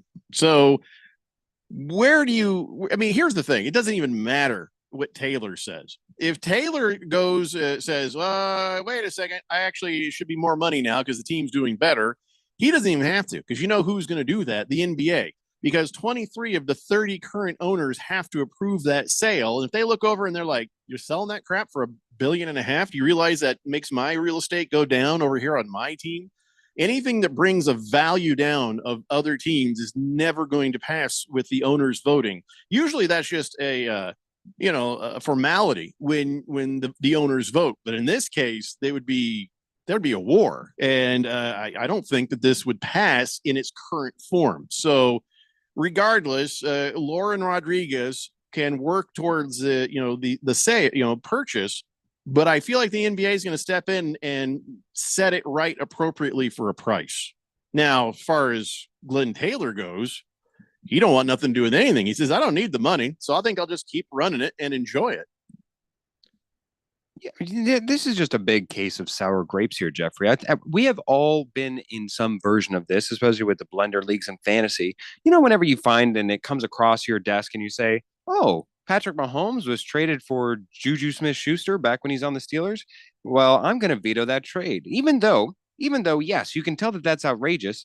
Technically, we should be allowing this because somebody was a dodo enough to do so. Look, I get it. They got a great deal. No, it smells too much like collusion. I'll always veto a trade like that. Okay, so maybe it's not a perfect thing, but in a more fair element, we've seen this in the sports leagues where just a abysmal trade. Look at this Lakers trade. If people could have, they would have vetoed this trade because they feel like it's unfair. Now, time will tell whether or not that is a proper evaluation. This one is much more numbers based, much more monetarily based. So yes, you're right. It does have a chance for the other owners to veto it based on those reasons. But other than that, the fact that you're having secondhand buyer's remorse or seller's remorse in this case, it just goes to speak that, if you are going to make a move so dumb as to do this and to undercut the value of your own team, let them.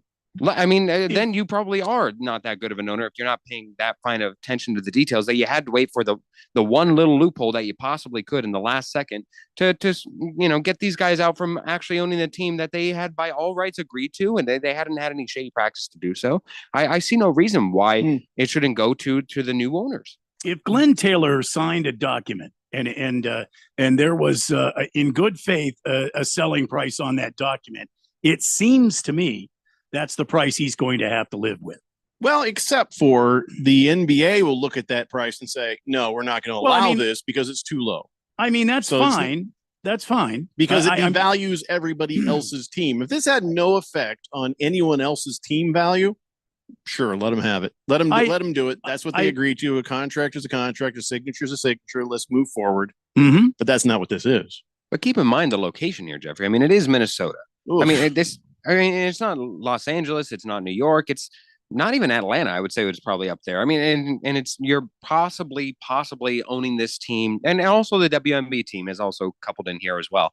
But you're not buying this team to possibly move. So I do think that does bring it down just a little bit, because even when they sold the Milwaukee Bucks, they did have a marketable star in Giannis Antetokounmpo, who you knew that you could do this. Again, by the time that this deal had taken place, Anthony Edwards had been drafted, but we hadn't seen his ascent as we did last year in the conference championships. Well, I think if somebody wants to get out of a deal, they should be able to get out of a deal, though, too. Like, you know what? I've changed my mind. I think we're going to hang in there. Yeah, it's like I'm going to put my house on the market, and somebody signs an offer sheet, and if I sign it back, well, then I'm screwed. But he did. But then I guess he's screwed. And then they also paid him money. They paid him 2/3 of the amount of money. If it's like getting a new car. Well, it's in escrow. He doesn't actually have it yet. But it's still sitting there safely. But they did fork up the money that was available, and everything else. It's like getting. And they went and got the rest of it too, by the way. Exactly. They got the other $900 million. So there you go. So Hefty Lefty says, one outlier comp really, does that devalue all other teams in the league? It can. It just like, one house in your neighborhood selling for far below what it should can really screw you up in the future. Yep. Moist One says, Taylor is trying to pull a swift one. Okay, 5-minute penalty for Moist One to begin after the break. So that means technically it'll be an 8 or so minute penalty. Don't let me forget. Big George says that trade sounds familiar. Juju Smith-Schuster trade we did a few years ago, and everyone was up in arms in the Premier League. I stand by that trade. Well, it wasn't just it wasn't Patrick Mahomes. What was it? It was Gronkowski. It was two guys that received the ball. It was Gronkowski, I think, in exchange for Juju Smith-Schuster, something like that. And yes, you were good and drunk, but even when you sobered up, you said you'd still do it. So yeah, that was a bad example. All right, let's take a break. We'll come back. We got more random sports stuff to talk about. It's the Daily Blender here on 1580 The Fanatic. Philo's got a world of entertainment for you to explore with just one subscription. Sign up today and start watching all the networks you love, like A&E, MTV, Discovery, Lifetime, Hallmark Channel, and so much more. featuring current seasons of all the best drama, true crime, reality, and family-friendly shows you can't afford to miss. Get started today and unlock our library of over 75,000 movies and shows. And save all your favorites with the unlimited DVR so you can rewatch them anytime, anywhere for up to a year. Philo now includes access to AMC+. You can discover your next obsession from its collection of hit originals like Mad Men, The Walking Dead, Killing Eve, Orphan Black, and tons of blockbuster movies. There are no contracts, no commitments, and no hassles. For just $28 a month, Philo's a better way to watch TV. So what are you waiting for? Visit philo.tv and sign up today to start your 7-day free trial. That's PHILO.tv. Why choose a Sleep Number smart bed? Can I make my side softer? Can I make my side firmer? Can we sleep cooler? Sleep Number does that. Cools up to 8 times faster and lets you choose your ideal comfort on either side. Your Sleep Number setting. And now save 50% on the new Sleep Number limited edition smart bed. Plus free home delivery. Ends President's Day. Exclusively to Sleep Number store near you. Learn more at sleepnumber.com. Everybody's got a podcast these days. Comedy, politics, true crime, you name it. But how many actually teach you anything useful? Harman Solar has an entertaining podcast that is vital if you've been thinking about looking into solar, but you don't know where to start. Ralph and Ben explore the intricacies of utilities, equipment, processes, and more. Their primary objective is to educate and empower you to make informed decisions on your solar journey. So increase your knowledge, not your bills. Go check it out right now. It's the Harman Solar Podcast at harmansolar.com. The Renaissance Festival is back. Weekends now through March 30th. Be ready to have a great time. Amazing adventure awaits the entire family. New shows, shopping, jousting nights, non-stop feasting. Leave your cares behind. Happiness reigns at the Renaissance Festival. It's fun and affordable. You'll love the Renaissance. Visit now through March 30th. Discount tickets available at Bashers' and Food City or online at arizona.redfestinfo.com. Presented by Delta Airlines, Bashers', Food City, Pepsi, Budweiser, and Guinness. Huzzah! The Rich Eisen Show. Rookie quarterback who dropped his Huggies a long time ago in Jaden Daniels. He is the 100% leader in the Why Not Us clubhouse. They are the first team since 1991 to win a playoff game in which they had at least 5 or more fourth down attempts because they believe in this kid and the personification of Jaden Daniels' coolness. Weekdays at 10 a.m. on 1580. The Fanatic.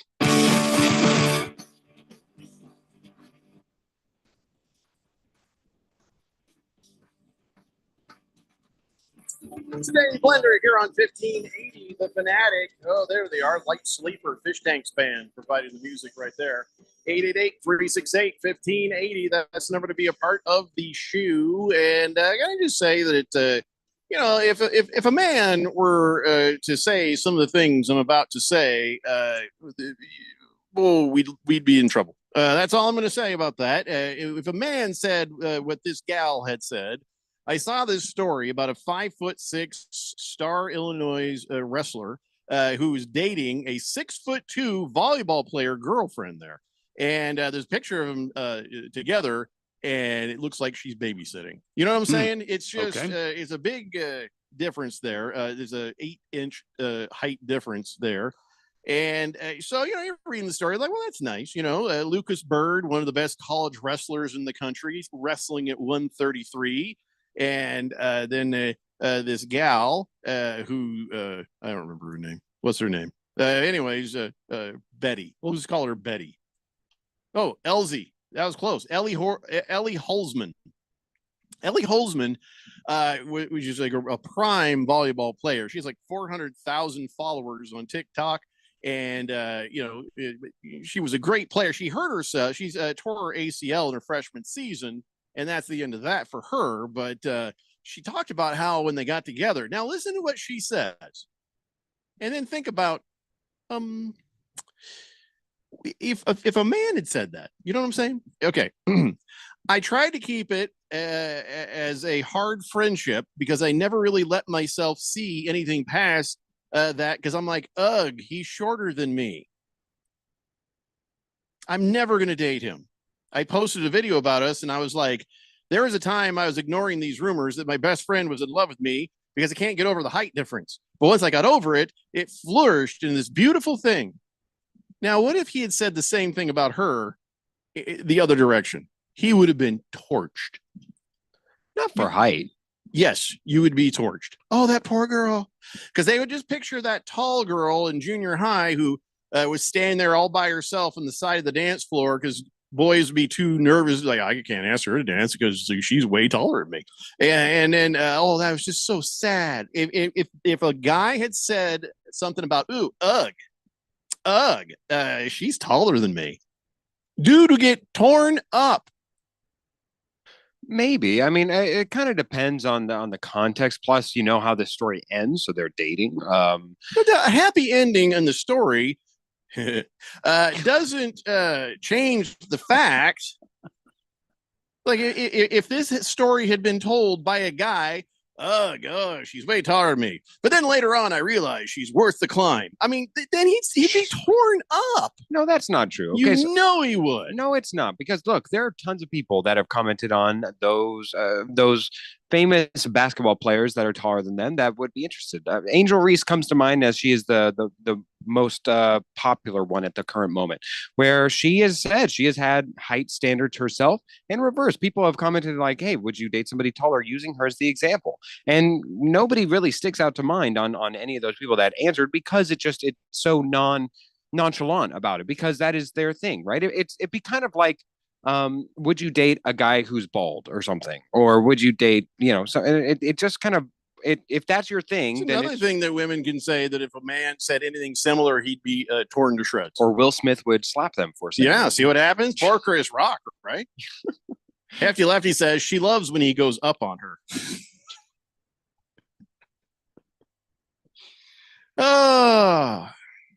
Well, I know he heard all this, he saw all this, and still he appreciates using her as a jungle gym. So, I mean, whatever works, right? I guess whatever works. Whatever floats your banana.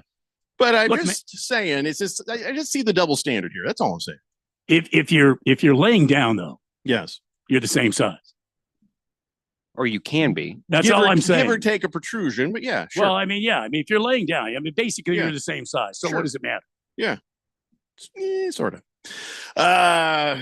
Whatever the case. But I mean, I'm glad these two kids are in love, but I just feel like, sometimes we don't get away with as much. That's all. Let's move on. Dennis Schroeder. We didn't get a chance to talk about this, and I just find the Dennis Schroeder story hilarious. When all the trade stuff was going on, he just kind of went off and he was like, "Oh, this is like modern day slavery," and and then we kind of laughed at him because that just is silliness considering. But you're just talking about how it's not cool how people get traded. We can kind of agree with that, and it is not necessarily fair, but in the end of it, you're a millionaire. So it's not that bad. So anyway, he said his thing and we talked about it, whatever. The next day, after he criticizes the NBA for the way trade stuff happened, he got traded from the first team to 3 other teams within 18 hours. At that point, you're just like, I'm gonna stay at home. Yeah, let me know whatever team I end up on, and then I'll move. I'm not planning all these airplane tickets for it. He should have known this was coming, because this is like, now he'd been traded 5 times in the last year and 4 trades this season. So here's the route. Here's how it went. Wednesday, they're like, hey, you're a Golden State Warrior. Yeah, no, you're not. You're going to the Miami Heat, part of that whole Jimmy Butler trade. Then after that, they sent him to the Utah Jazz from there, which was actually kind of part of the deal. And then after that, the Jazz are like, yeah, you're going to Detroit now. So then he heads on over to Detroit. So all of that after, you almost wonder if they did that to him on purpose. Like, oh, really? You have thoughts? Well, let's see how you feel about this. No, he happens to be at a very cost-controlled contract, and even his comments kind of make sense too. In that, I can see what he said, even though understand the sentiment. Yeah, I was going to say the sentiment is there. I think everybody understands it. It's the extent to what he extended himself to is like, that I wouldn't have gone that far. Here's what they said. He was pulled out of the showers on Wednesday ahead of the Warriors game in Utah after he warmed up with the team. And then he's like, oh, man. He's like, I just signed a lease in San Francisco. I thought I was going to be with the. Oh. It could always be worse. I mean, you could be Luka Doncic, who gets completely blindsided and has a $15 million house in Dallas now that he just never has to think about. Now he has a hassle of selling it. Oh, no. Millions of dollars. Oh, no. No, I don't feel sorry for any of these guys. I mean, everything's relative. Every pain in the ass is, but still, not losing sleep. Not losing sleep over Dennis Schroeder getting traded. He's the dumbass who said no to the Lakers when they wanted to pay him like some serious money. And then all of a sudden, poof. Yeah, he blew that one. Did we talk about this? Everybody knows that the translator for Ohtani, he got 57 months in prison. Yes. Everybody knows that. Yeah, but he got a fine of like, what was it, $40 million? Does that to pay back? And he has to pay Ohtani $17 million in restitution and another million to the IRS. And I think that prison's a great place to make that kind of money. That's a lot of license plates. It's just send him cartons of cigarettes every week. I'm sure he'll just call it even. Yep. Average Joe says, yeah, Schroeder's got bad luck. He turned down a 4-year, $84 million extension by the Lakers, and now he's getting bounced. That's not bad luck, Joe. That's stupidity. Man, he was not worth the 4-year, $84 million extension. He should have signed that. And he's like, I think I can do better. He went out there and tested the free agent market. And guess what? He couldn't do better. He didn't do 84 million. He was lucky if he got 8.4 million. Huge miscalculation, either by him or his agent. Yeah, he's in the middle of a 2-year, $25 million contract. So he has always been trying to recoup that money, and he won't. He won't. Let's see. Hefty Lefty says that translator better have a great recipe for toilet wine if he's going to sell $400 million worth. You're not kidding. Yeah, I don't know how he's going to make any of that money. So remember those guys who were grabbing at the ball? The Mookie Betts was trying to catch there. They were trying to take it out of his glove. They almost dislocated his arm while he was up in the stands. Mm-hmm. Well, now they've been banned. You know, they've been banned from, I think, every ballpark by Major League Baseball. Good. Indefinite ban from all the parks. Good. But also they're getting hate mail, voicemails, and packages of poo are getting mailed to them. They are getting harassed. And he's like, hey, I'm a good dude. I did a dumb thing on camera. He says, I'm a hero in Yankees land, but I'm a villain everywhere else. He says, I don't care. He says, I just want to be forgotten about. I just want people to forget I exist, because he's, they're getting a lot of hate still. And a lot of poo. Yeah. I mean, somebody goes through the trouble to FedEx you some poo. That's messed up. Can you imagine dropping that off? Do you want to insure this? Yeah, sure. Don't open it. What's in it? Clothes, socks, rolled up socks. Some Tootsie Rolls. Mm-hmm. I don't know. Vintage Tootsie Rolls. Snicker bars. Used Snicker bars. There you go. So I mean, you know what? You do dumb things. That's what you get. So, but still, I don't know if I don't know. I mean, I don't think I'm trying to think. Is there anybody I would ever go through the trouble of taking a crap in a box and sending it to them? Yeah, honestly, because you have to. I mean, the preparation on your own end to get there. Well, there's a company that actually specializes in this. They actually do it for you. But that's listen. I'm a man. I'm a man of honor. If you get a box of poo, guess whose poo? My poo. Are you worried that they might clone you, Jeffrey? No, I'll send it. If I'm sending a box of poo, I'm sending my poo. Will it be after taco night or after a full corn on the cob? Depends on what you've done to me. It really depends. Hamilton Porter says, as a Jew, I'd send one to Kanye. Fair enough. Fair enough. I'd be afraid of the photos that would get taken with it. Big George says, no sympathy for them Yankee fans. Play stupid games, you win the stupid prizes. Slow Mo Zo says, can you imagine the drug sniffing dogs smelling that package? Well, that's the difference. They'd be like, that smells great. Dogs love that kind of thing. Hey, it's a new guy. It's a new guy.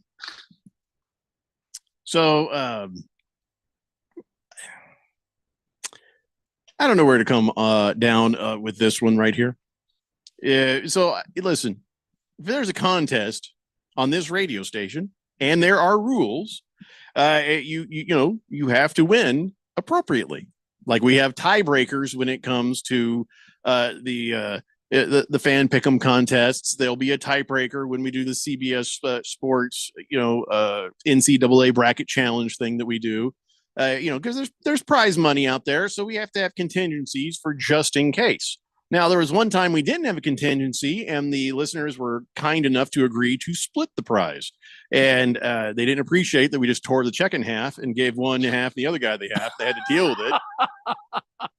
Just seemed like the most fair way of doing it. But, I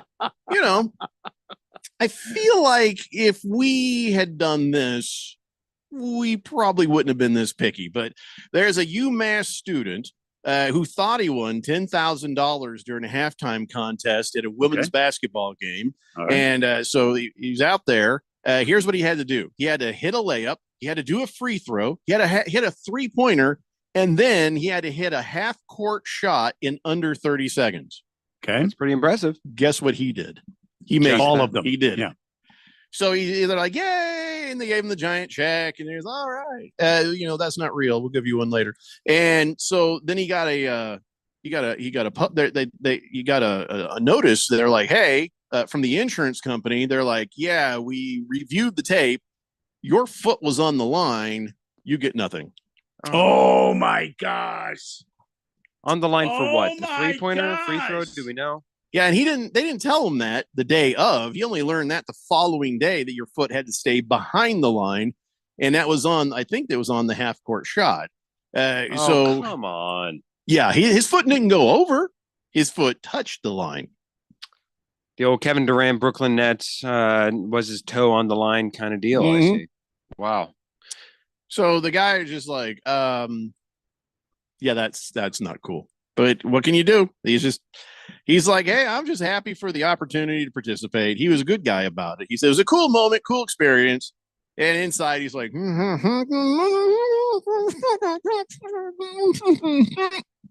I think he's taking it rather well and respectable. But honestly, when you're one of these bigger organizations and you're putting on these types of contests, pay the man. It's better publicity than not. If anything, you look better for it. And the fact you've got an insurance company watching over this carefully tells me that, because remember, they insure themselves. They're like, here, we're going to give you the prize, but they also get insurance. The insurance company pays them or something if somebody does happen to win the prize, or there's some weird way they do that. So the school can then say, well, it wasn't us, it was the insurance company. But yeah, pay the man. Yeah, just pay him. It's always better publicity. You never want to be. We would be talking about them in higher regard at this time, and now we are. It's just not a good look on the organization to be so. And what is $10,000 to them? Peanuts, absolute peanuts. So it's just I don't know. That's disheartening. By the way, UMass, you should get. They should get some poop in the mail for that. That's what I think. Elephant. Absolutely. Ooh, elephant poo. Now that's exotic. There's a company that does that one. You get a bucket of elephant poop. Because you think about it, if you mailed like some elephant poo, somebody opens it up, they're like, I'm going to catch who did this. And they send it back to the lab, and the DNA test comes back, and they're like, I don't know what to tell you. This is elephant. They're like, what elephant did I piss off? You know what I'm saying? I called that guy Dumbo. Was that? Wow. Dirty Bird says an insurance company, refusing to pay off a technicality there, well, no way. Yeah, par for the course. Yeah, I never heard of that. An insurance company trying to get out of something. All right. Slave Dave says, did he at least get to keep the big fake check? No, I think they take that away from you, just in case you try to stumble in a bank and actually make it work. But they can't take away the experience and the fun we all had as a team. Yeah, I feel like Lee wants the money, but I don't blame him. So, all right, we got to take a break. When we come back, we got some football stuff and some other stuff. It's the Daily Blender here on 1580 The Fanatic. Philo's got a world of entertainment for you to explore with just one subscription. Sign up today and start watching all the networks you love, like A&E, MTV, Discovery, Lifetime, Hallmark Channel, and so much more. Featuring current seasons of all the best drama, true crime, reality, and family-friendly shows you can't afford to miss. Get started today and unlock our library of over 75,000 movies and shows. And save all your favorites with the unlimited DVR so you can rewatch them anytime, anywhere for up to a year. Philo now includes access to AMC Plus. You can discover your next obsession from its collection of hit originals like Mad Men, The Walking Dead, Killing Eve, Orphan Black, and tons of blockbuster movies. There are no contracts, no commitments, and no hassles. For just $28 a month, Philo's a better way to watch TV. So what are you waiting for? Visit philo.tv and sign up today to start your 7-day free trial. That's PHILO.tv. Breaking news coming in from Bet365, where every nail-biting overtime win, breakaway, pick six, three-point shot, underdog win, buzzer beater, shootout, walk-off, and absolutely every play in between is amazing. From football to basketball and hockey to baseball, whatever the moment, it's never ordinary at Bet365. Gambling problem? Call 1-800-NEXT-STEP. 21 plus only. Must be physically located in Arizona. Progressive knows finding your new home was a dream come true. You wanted a walk-up with central air and a skylight, and you found it. Now, every Friday night, you get to fall asleep to the sound of your downstairs neighbors' dance parties. Progressive can't save you from your noisy neighbors, but we can save you money when you bundle your home and auto with us. Get a quote at Progressive.com. Progressive Casualty Insurance Company affiliates and other insurers not available in all states. Accomplishing goals is hard, but when your goal is to learn a new language, Babbel makes it easy. Babbel is designed with you in mind. From expert-created lessons to conversational video units and even live classes, you can personalize your Babbel experience to be exactly what you need to really learn a new language more easily. Go ahead, set a goal for yourself. Accomplish it with Babbel. Try Babbel for free. Go to BABBEL.com. That's Babbel.com. Progressive presents Renters MVP's Most Valuable Possessions. Today's MVP, Emily Neal's 70-inch TV. Because after watching her second-grade students yell at each other for hours, there's nothing Emily enjoys more than watching super rich housewives also yell at each other. Why? Because those women are not her responsibility. And that's why her TV is today's MVP. Keep your most valuable possessions protected by bundling your renters and auto insurance with Progressive. Progressive Casualty Insurance Company affiliates and other insurers not available in all states. Your home for sports. 1580 and 99.3 The Fanatic.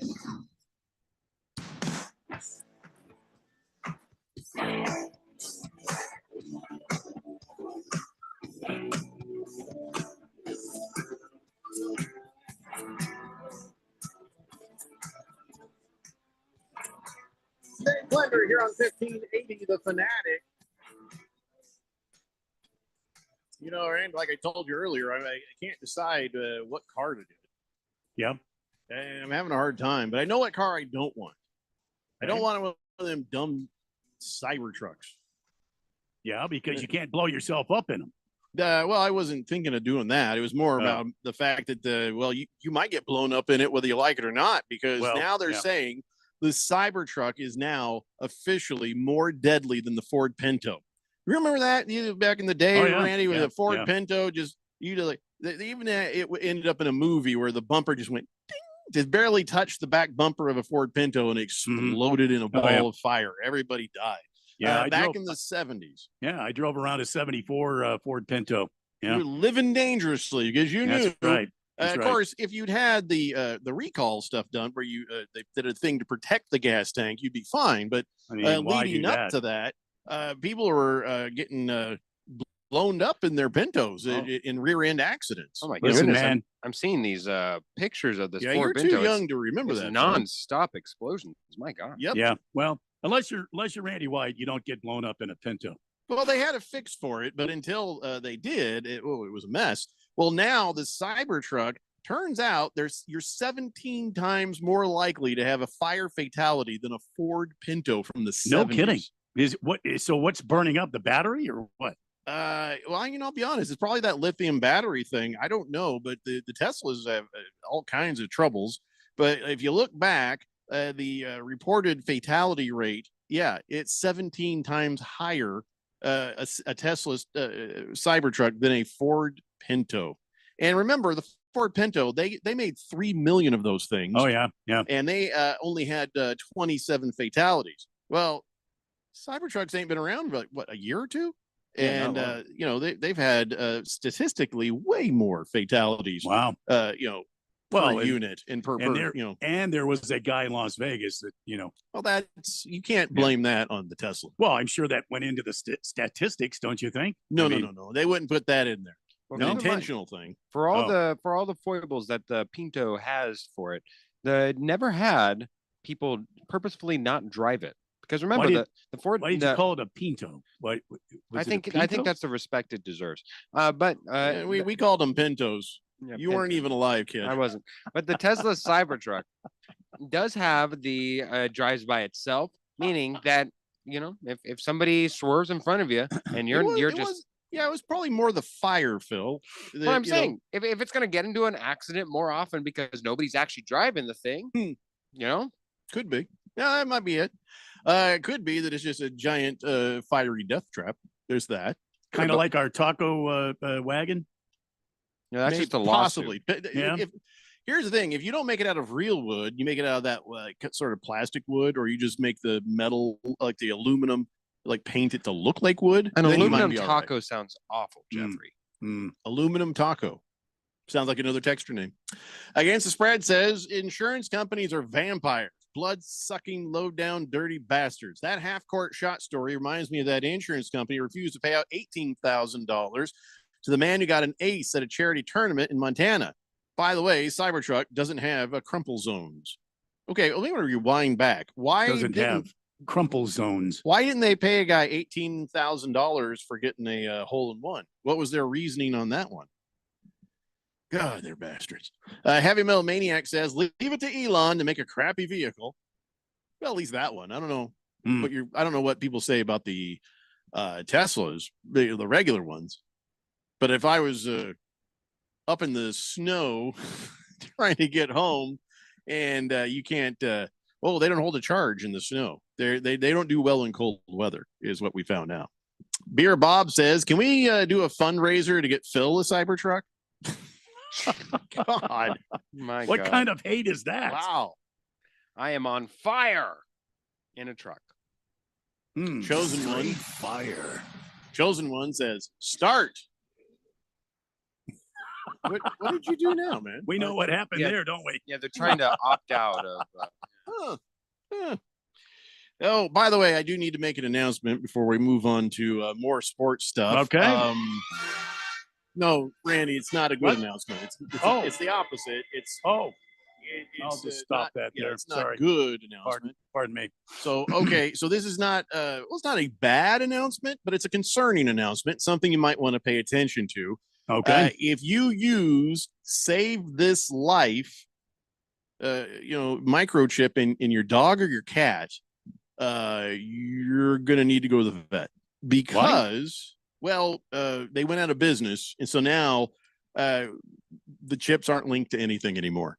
They shut down the whole thing. So if you go to the vet and they scan the chip in your dog, or like say your dog runs away and they scan it, nothing's going to come back. So that chip is now pointless. So, but they can redo it, but you got to re-register it through somebody else.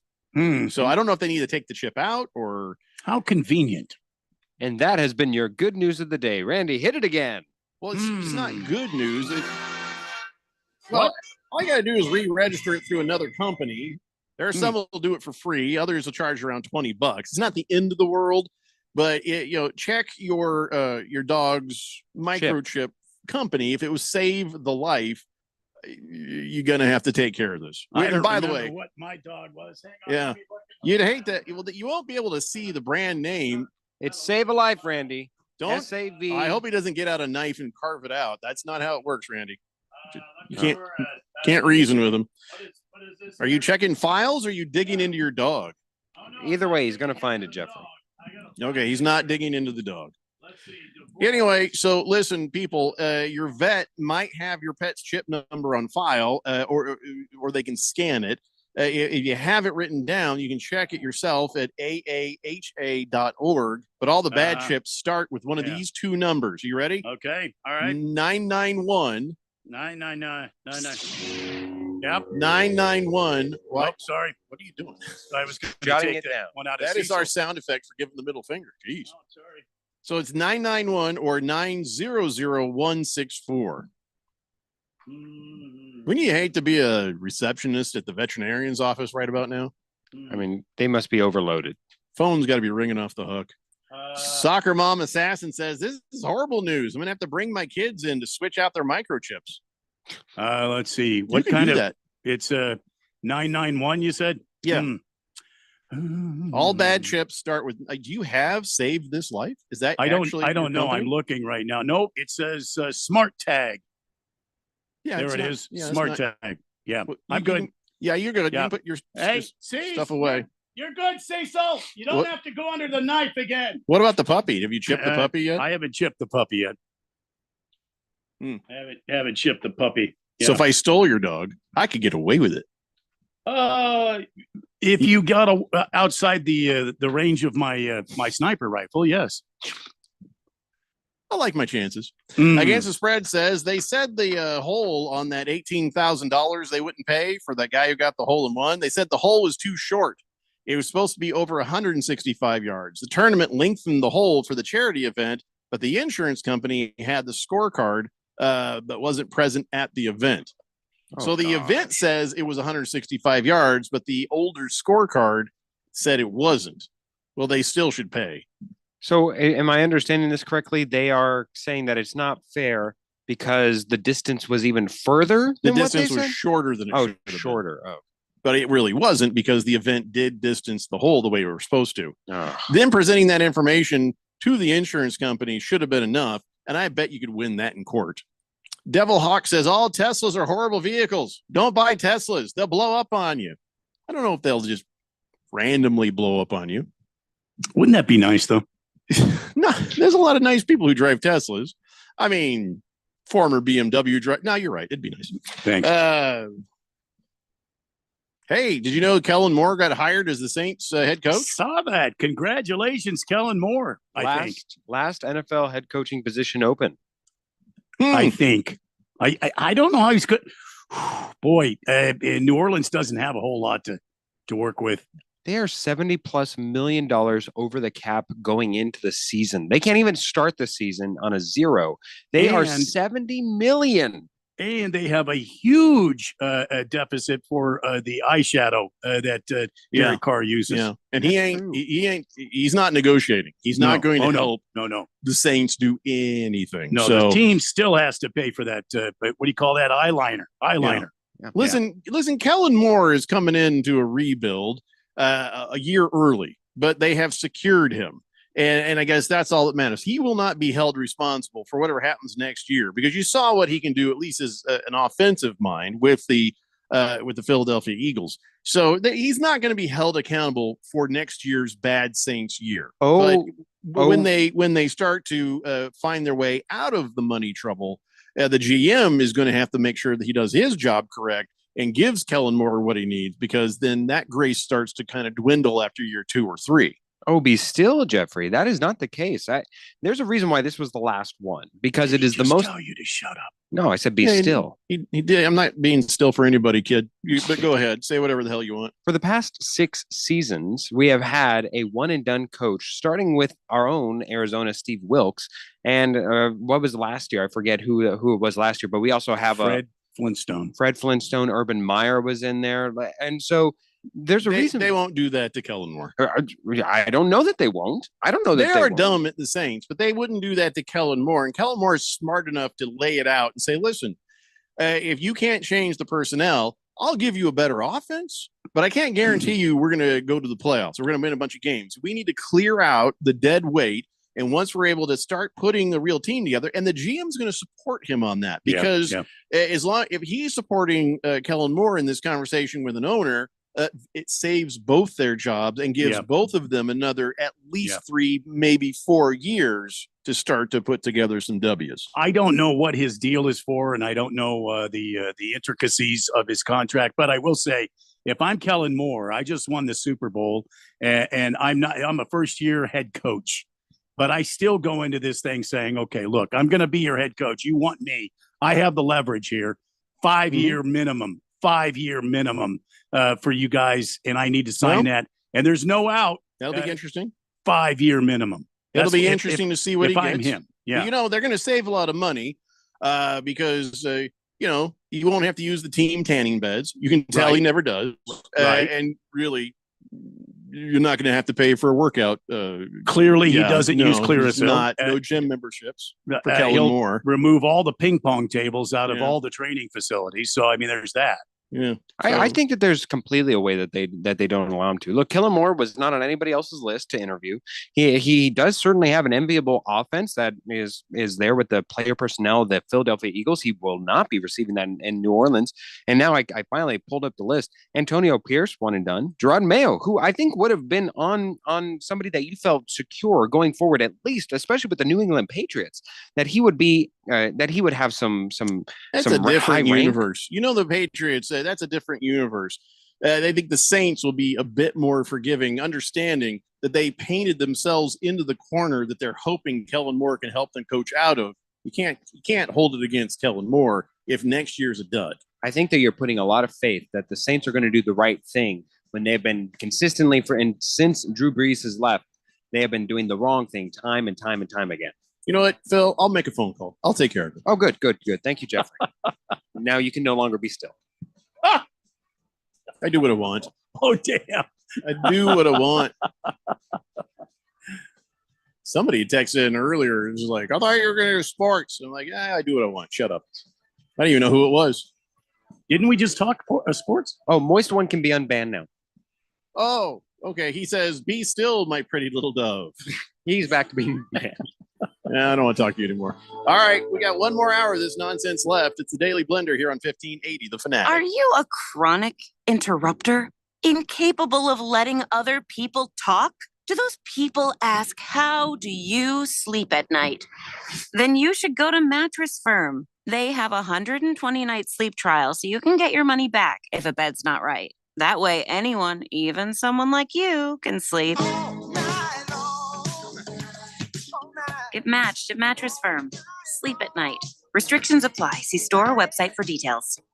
Dell Technologies is celebrating with anniversary savings on their most popular tech. For a limited time only, save on select next-gen PCs like the XPS 16, powered by Intel Core Ultra processors and more. Plus, curate your dream setup with great deals on select monitors, mice, and more must-have electronics and accessories. When you shop online at Dell.com/deals, you'll have access to leading-edge technology to match your forward-thinking spirit and free shipping on everything. Again, that's Dell.com/deals.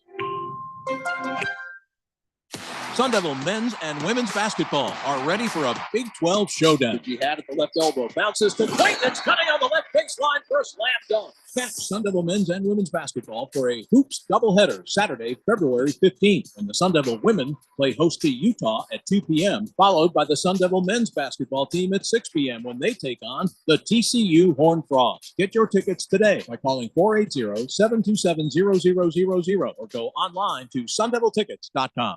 Texting enrolls you into recurring automated text messages. Consent not required to purchase. Message and data rates may apply. Hey, Dan, how you doing? Haven't seen you around the gym for a while. Yeah, I've really fallen off. Since I turned 40, I just don't get the results I used to get. Could be lower testosterone. Lower T. Yeah, I went through it a while back. Once you hit 40, your body has less free testosterone. I got Nugenix Total T, and it's made a huge difference for me. I've seen that ad on TV. Is it for real? Oh, yeah. The key ingredient is something called Tesnor, which helps boost free and total testosterone levels to help you trim up and stay lean. And it's made a difference for you? Man, I feel like I'm in my 20s again, at work, in the gym, and in the bedroom. Are they still giving out complimentary bottles for people to try it for themselves? Yeah, you just need to send them a text. Text LION to 42424 right now for your complimentary bottle of Nugenix Total T, the #1 selling testosterone booster at GNC. Plus, text now and we'll include a bottle of Nugenix Thermo, our most powerful fat incinerator ever, to help you get back into shape fast, absolutely free. Text LION to 42424. That's LION to 42424.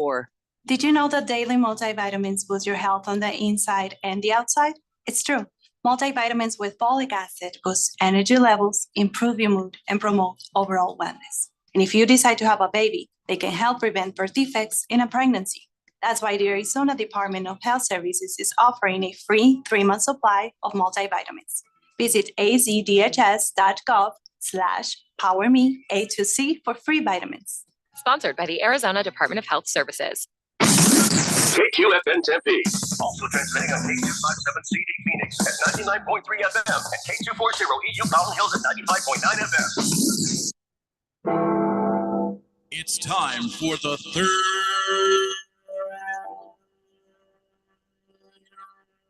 hour. All right, people, settle down because it's time. Time for what? Showtime. When does it start? Right now. 3, 2, 1. Let's get on with the show. Let's do it.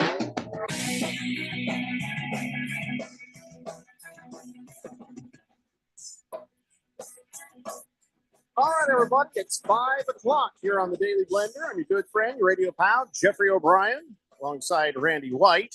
Got Phil the fill-in the control room, and you guys are on the Fanatic text line, 888-368-1580, as we broadcast live in the Harmon Solar Studios in Scottsdale. Oh, hey, Randy, do you want Chosen One's rib recipe? Sure. Yeah, I think that's what got him kicked for a second. Then he got back in. And so here, I'll read it to you. He says, I do a dry rub for 8 hours. Oh, wow. Very painful. Yeah. He said is slow cook for 6 hours. Yeah. And then make sauce of regular honey, teriyaki sauce, natural ketchup, and 10 cloves, I believe, of garlic, and broil for 4 minutes. Flip for 8 minutes, then let it rest. Damn. Damn. Nice. What does that mean to dry rub for 8 hours? That means he puts his barbecue rub, whatever is his special rub that he puts on. You don't just sit there rubbing it for 8 hours. No, he puts it to on. do for 8 hours. He puts it on, and then he puts it in a container, and he puts it in the refrigerator, and it sits there for 8 hours. Oh, that's what that like. So it's it's almost like a dry brine.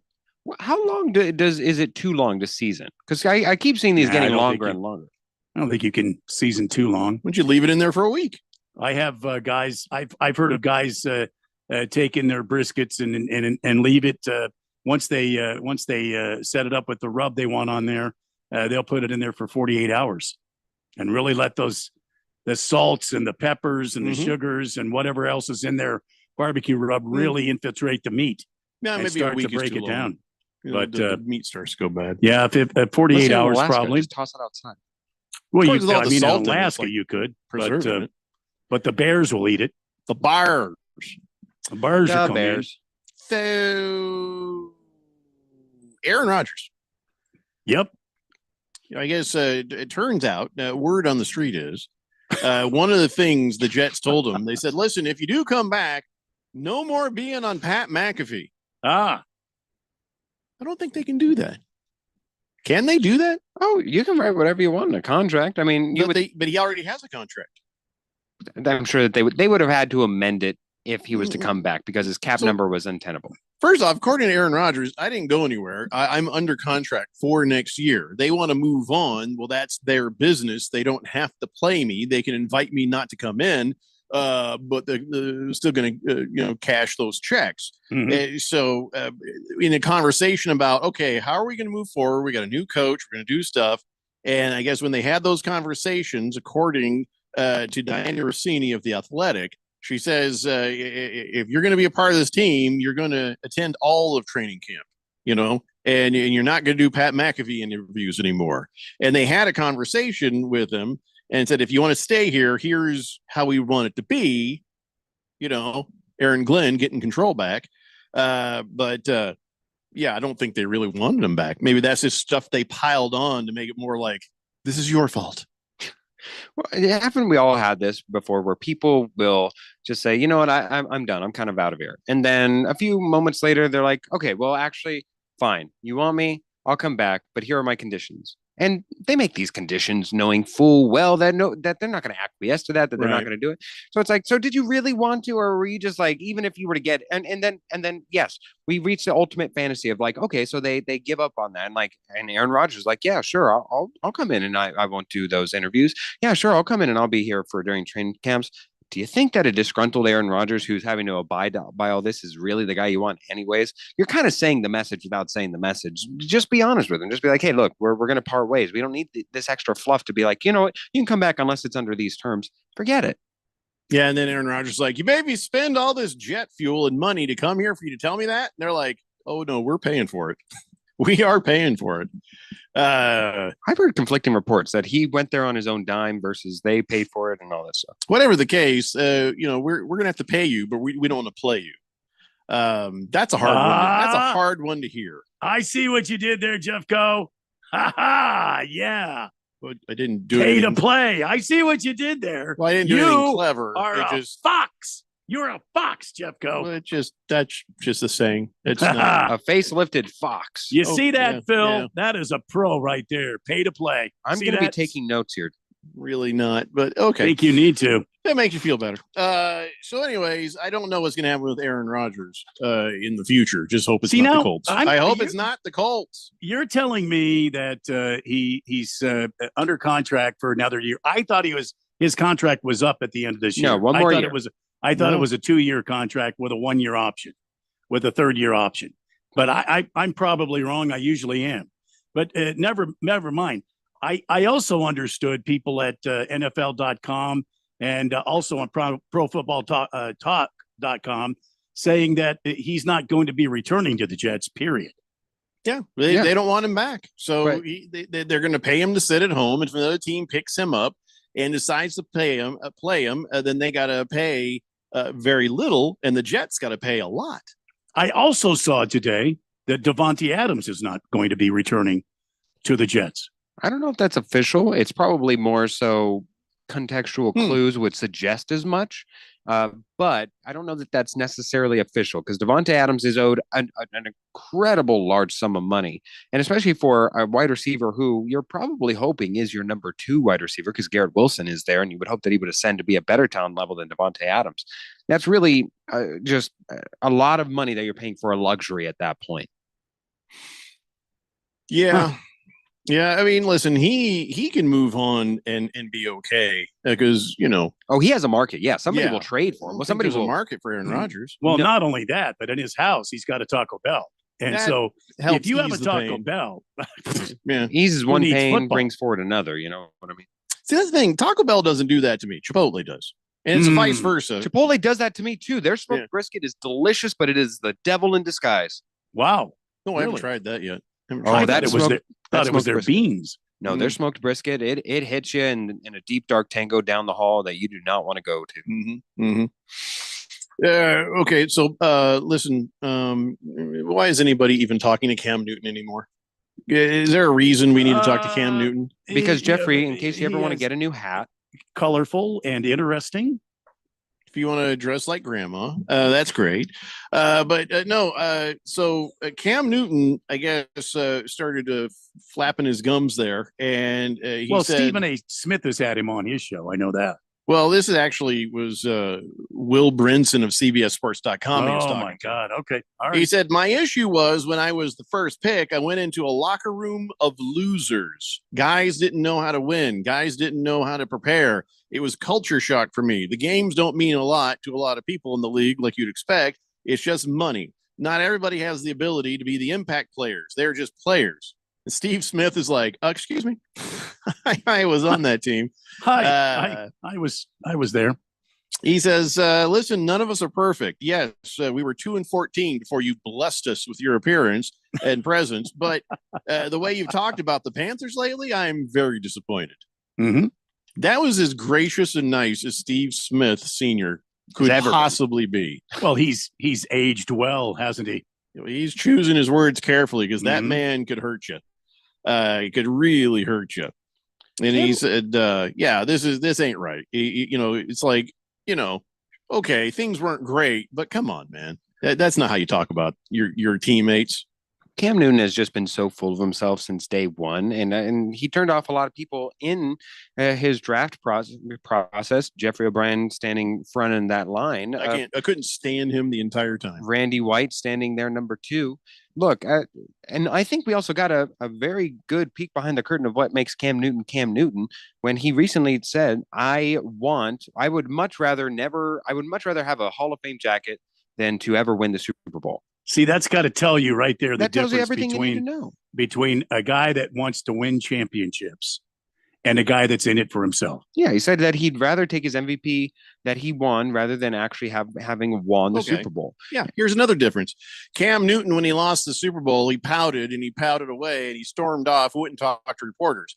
Patrick Mahomes went in and sat there for like 45 minutes, answered every question, didn't cop an attitude, and didn't blame anybody but himself. Exactly. And that is what a man does. That is what a teammate does. That is what a leader does. What Cam Newton did, told you everything you needed to know about Cam Newton. And now he continues, and for whatever reason, Will Brinson of CBSSports.com decided to give him a platform to spew his stupidity. Yeah, all right, fine. Now we have another magnifying glass on the kind of person Cam Newton is.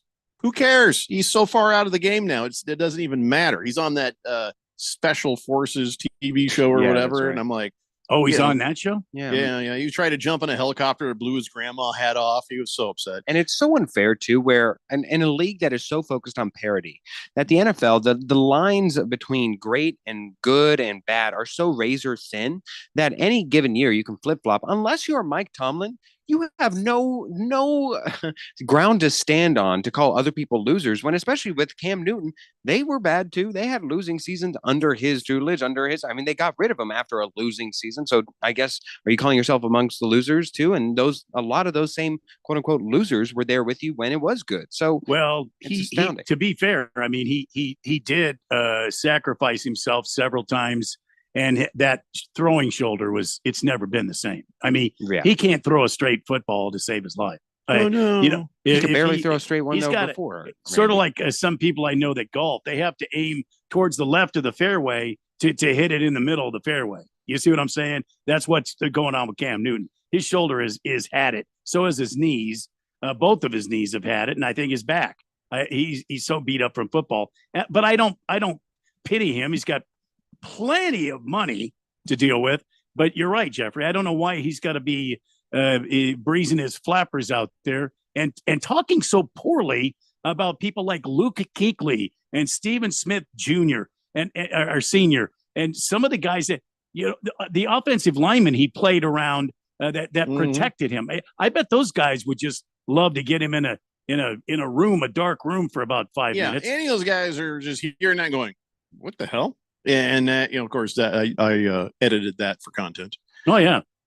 Cardinal Art didn't edit it for content. He says Cam Newton's a bitch. Better not be in the same room with Steve Smith Sr. Guaranteed furniture gets moving. It's the same idea of you don't need to blow out other people's candles in order to make yours shine brighter. It's ridiculous that he is so full and high and mighty of himself that he just has to consistently put down people, even his own teammates. It's sad. That is the meanest thing you can do. You're at a birthday party, and before the person's birthday it is, you go, and they're like, oh, what the hell? That's an alpha move, but it's also just like an alpha jerk move. There's no coming back, because even when you relight the candles, the person sitting there just like, why are we even doing this now? What are you going to do about it, Betty? Grandma.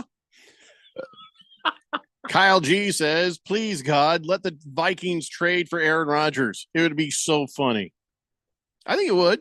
I don't know what's going on with Sam Darnold, but that would be hilarious. Well, that follows along the Brett Favre timeline too. Exactly. Yeah. But then Aaron Rodgers won't necessarily start. Oh, he would. Brett Favre started in Minnesota, got him all the way to the NFC Championship. You got another quarterback sitting there who sat out last season injured, who's probably ready to go this season. He had the starting job before he tore his knee. No, Sam Darnold had won prior, but also keep in mind that. Wait a second. Sam Darnold had. They said he was doing better in camp, but they said no, we're starting the rookie. But they would have started the rookie had he not been injured. I'm pretty sure it was Sam Darnold all the way, and then, but JJ McCarthy was certainly going to be starting preseason games because the plan all along was to slowly bring JJ McCarthy up during the entire or during, you know, a certain portion of the season, especially projecting prior to the season that they weren't going to be anywhere near sniffing the playoffs. Hold on, I'm Wikipediaing him. Okay, good. I think I'm right. Okay. I think they were intending to start him that season. Or maybe it was just in my head because I couldn't imagine at the time Sam Darnold being worth a damn. I think that's true. I mean, we all knew that at some point JJ McCarthy would start, but he was never, to my knowledge, named a starter outside of the preseason. I think he was. No, started. you're right. Yeah. Yeah, there it is. It's a Wikipedia says so. It must be true. Must be true. Oh, yeah. No. All right. Well, I mean, again, who can blame me for not really still believing Sam Darnold, did as well as he did right up to the last 2 games he played. Cardinal Art says, yeah, I guess Cam Newton's hats must not be selling, huh? Swazman says, Randy, this is your second chance to welcome Aaron Rodgers to the Arizona Cardinals. What do you think? No. Was that too fast? I'm sorry. No. We were just probably hoping for some analysis, but that's fine. Well, no, I mean, no works. No's good. No. I mean, they have Kyler Murray. They're not going to move on from him until they can move him, and it's optimal to move that fat contract that they gave him. I think that they're going to stick with him, and Aaron Rodgers is not coming to the desert. Yes, Phil.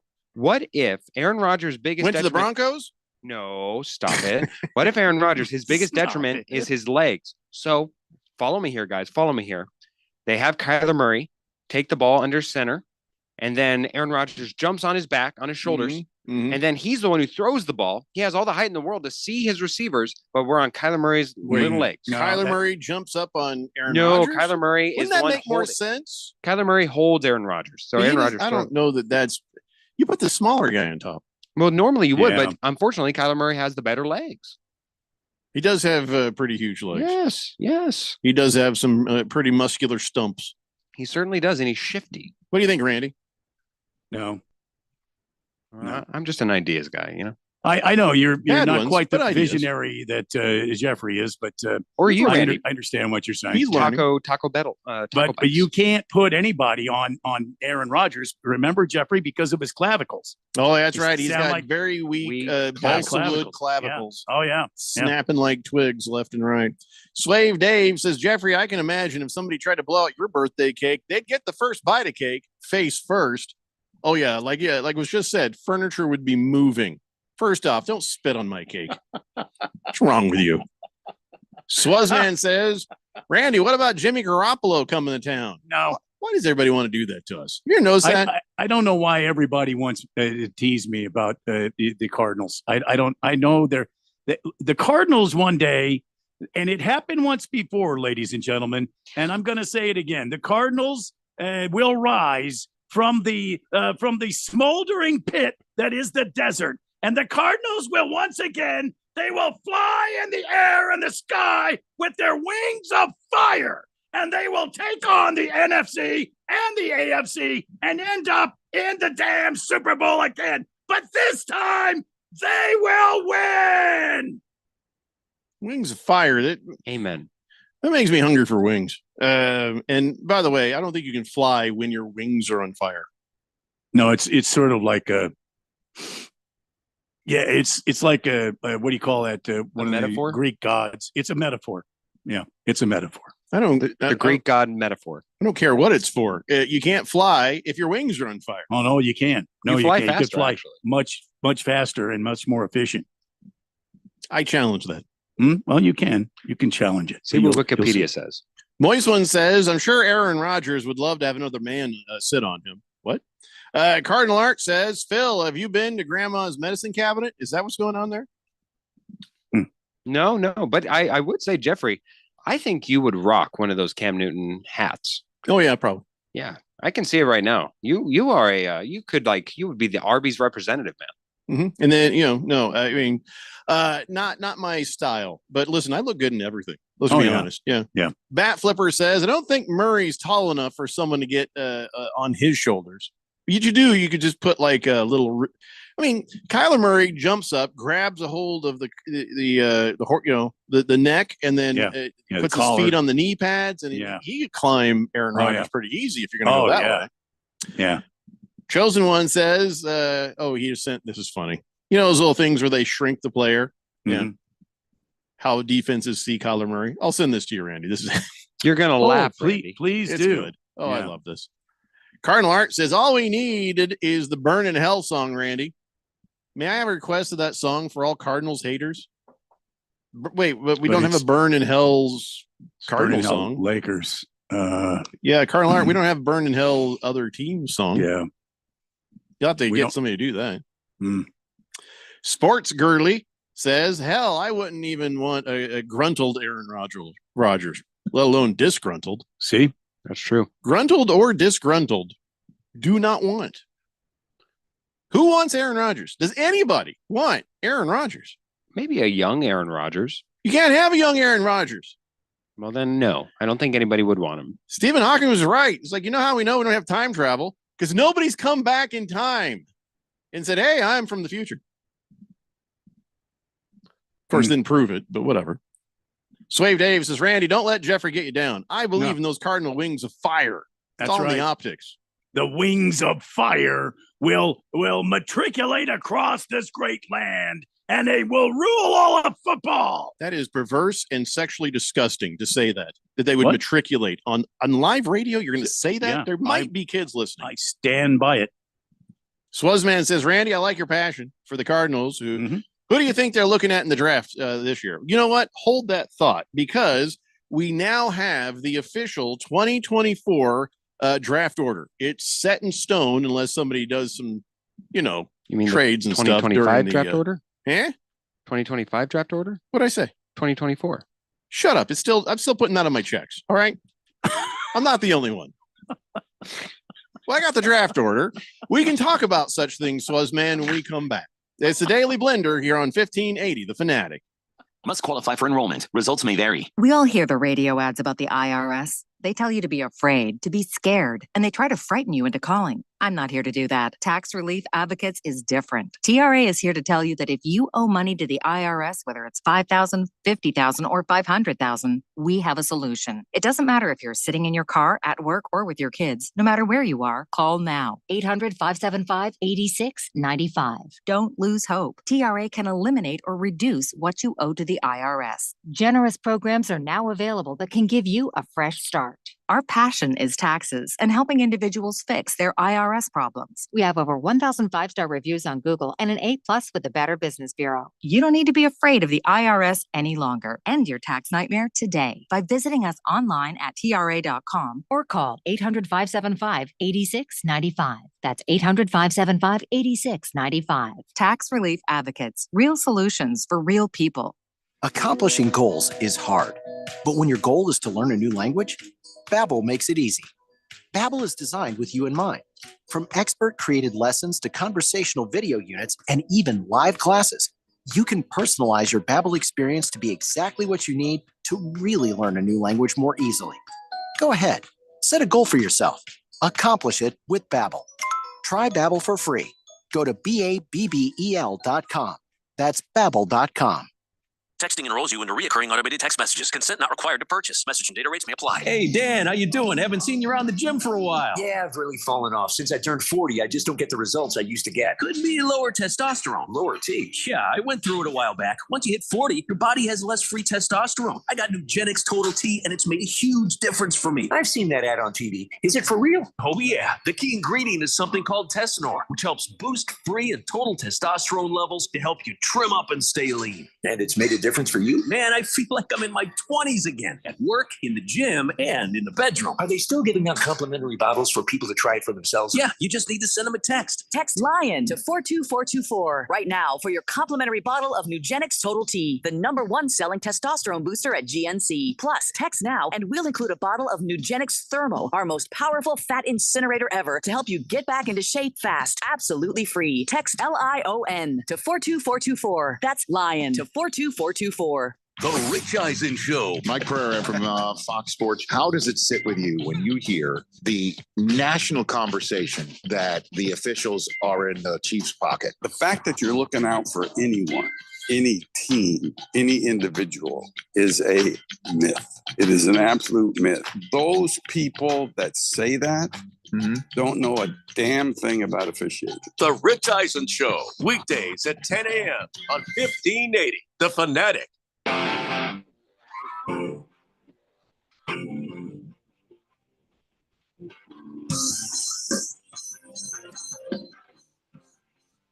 You gotta be kidding me.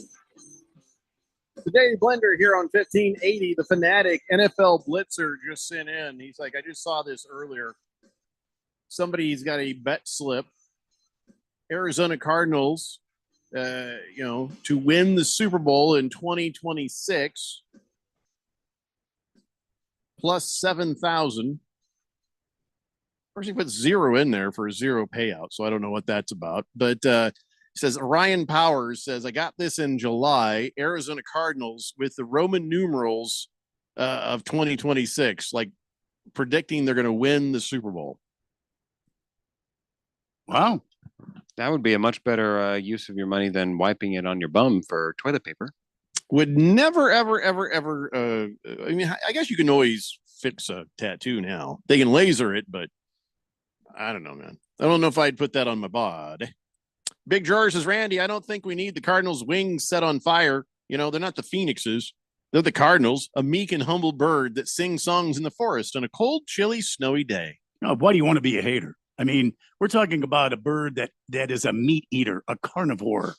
And this bird, it will grow to an immense size, and you will see, my friend, as the shadow of the great mighty bird of Phoenix rises and covers your family and you as it's on its way to victory. You'll see. You're right. You are right. Yeah, I looked it up. Yeah, they're an omnivore. Cardinal will eat beetles, caterpillars, ants, flies, spiders, centipedes, snails, and insect larvae. Also, they will enjoy some other foods waste. I'm just saying. But then, of course, they like some sunflower seeds, maybe some fruit, that kind of thing. But no, can't say you're wrong about them being a carnivore, because that counts when you eat insects, right? Does that count as a carnivore? Oh, yeah, they're meat eaters. It's a Sorta? gray area. Yes. So next time we face a team named the Beatles, we will be on fire. You know, Phil, you're a Bronco fan. Yeah. Yeah, we eat hay. I and don't want to hear sugar any cubes. "we" out of you unless it's in the men's room when you're going "we." How did you know? Mm-hmm. I've got my eyeballs on you. Don't be looking at him in the bathroom. No, I mean right now. Oh, okay. I'm putting the squint on him right now. Oh, he's squinting. I just used that break in an effective manner. So Watch yourself. Randy's squinting, Phil. It's uncomfortable. Should be. So the 2025 draft order has been set, and right now Cam Ward is still the favorite to be the first overall pick. And then after that, you got Abdul Carter, who's a defensive end. You got Shadur Sanders, and of course Travis Hunter. I don't know who's doing what and where, and I can't pretend to know what my Colts are going to do right now. I don't know. You feel a little bit sad and detached, but let's go ahead and take a look at our teams. Let's start with our teams, and I'll ask you guys on the text line. Hey, Fourth Dimension, everybody's got a different team out there. What are you hoping your team will do in the draft? Some of these guys in the top 5, you already know, and you already know what you want. Well, let's hear from you anyway. I'll start with you, Phil. Broncos, you got this new quarterback. He's doing pretty good. You got this new coach. He's doing pretty good. What do you need? Do you need some wide receivers for the new quarterback? Do you need some O-line? Your defense is great, so I don't know you need to do anything there. So what do you think the Broncos need for this draft? Oh, I think that we have the luxury of not needing a quarterback. Honestly, once that falls into place, everything else is easy, or at least easily. You can take whatever is the best talent at the time that it falls to you. You feel that confident in your team that you're just like, hey, whoever is top of the list when we get there, we'll take them. Yeah, honestly, because this draft is not spectacular. When there's a gem that'll come out of this draft, because eventually there will be, it very well could be in the middle rounds, because nobody's outstanding. The closest you will get is the wide receiver out of Arizona, U of A, McMillan. Of course, Kelvin Banks is a tackle that I'd be interested in. They all feel a little too high for where we are, but they're tradable. Even a tight end. I would take a tight end right now. Brock Bowers is not coming in this draft, but if we can get some production out of the tight end room for the Denver Broncos, it's very nice that we have the ability to kind of address whatever falls to us and not have to reach, as opposed to anybody that wants or needs a quarterback in this year's draft. Good luck, because far be it from me to tell you who is the franchise quarterback out of the two, if at all. So the Broncos at 20, they will either take the best thing that comes to them, or maybe somebody wants to trade up and they'll get a little extra draft capital that way. Yeah, totally. I could fall back and get some depth at lineman if need be. Yeah. So the Arizona Cardinals, they got the number 16 pick, Randy. You're looking at your team. Now, I think you need a quarterback, but of course, there's no way they're going to go that direction. They're not going to trade up. They're not going to make any giant moves to unload Kyler. So as it is now, if Kyler Murray is your quarterback, what does this team need more than anything else? Well, I'd like to see the team get somebody that can be an opposite to what's his face, though, number one Marvin from last Harrison year, Jr.? Marvin Harrison Jr. Another wide receiver. I'd like to see a guy like that. I'd like to see also us pick up one of those instead of another, wide receiver. I'd love to see us get a stud edge guy, an edge rusher, a guy that can go get the quarterback, that can help this team defensively on the line. You only get one pick in the first round, right? Well, I'm just telling you what my preferences were. I don't know, like when Keon was here, he's naming names and stuff. I don't have all that stuff. But I'll tell you something else I'd like to see that the Cardinals do is obviously that offensive line.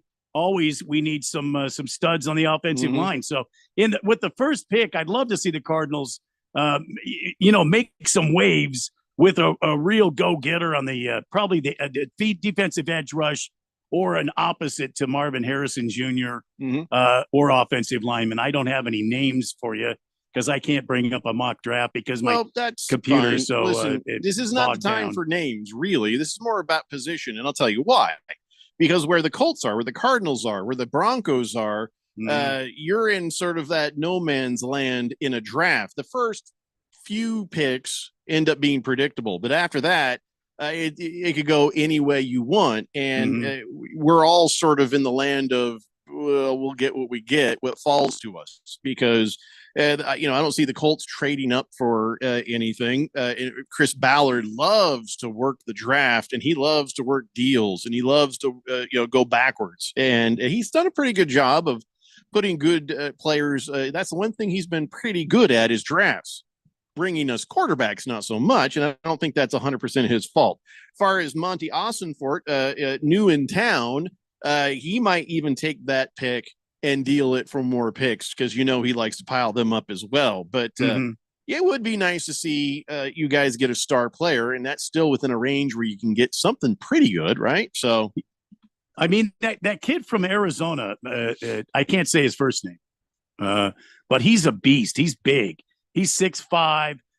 He's a large target. He's another guy that in the red zone that even though Kyler Murray is 4'3", I think you could see this kid if he's in the end zone. You know what I mean? Or he's wide open. So that kid from U of A, his last name is McMillan. I can't. Tedoroya or something like that. Tedoroya, something like that. I mean, that kid is a beast. I'd love to see him pick him up. Or like I said, just a stud edge rusher, man.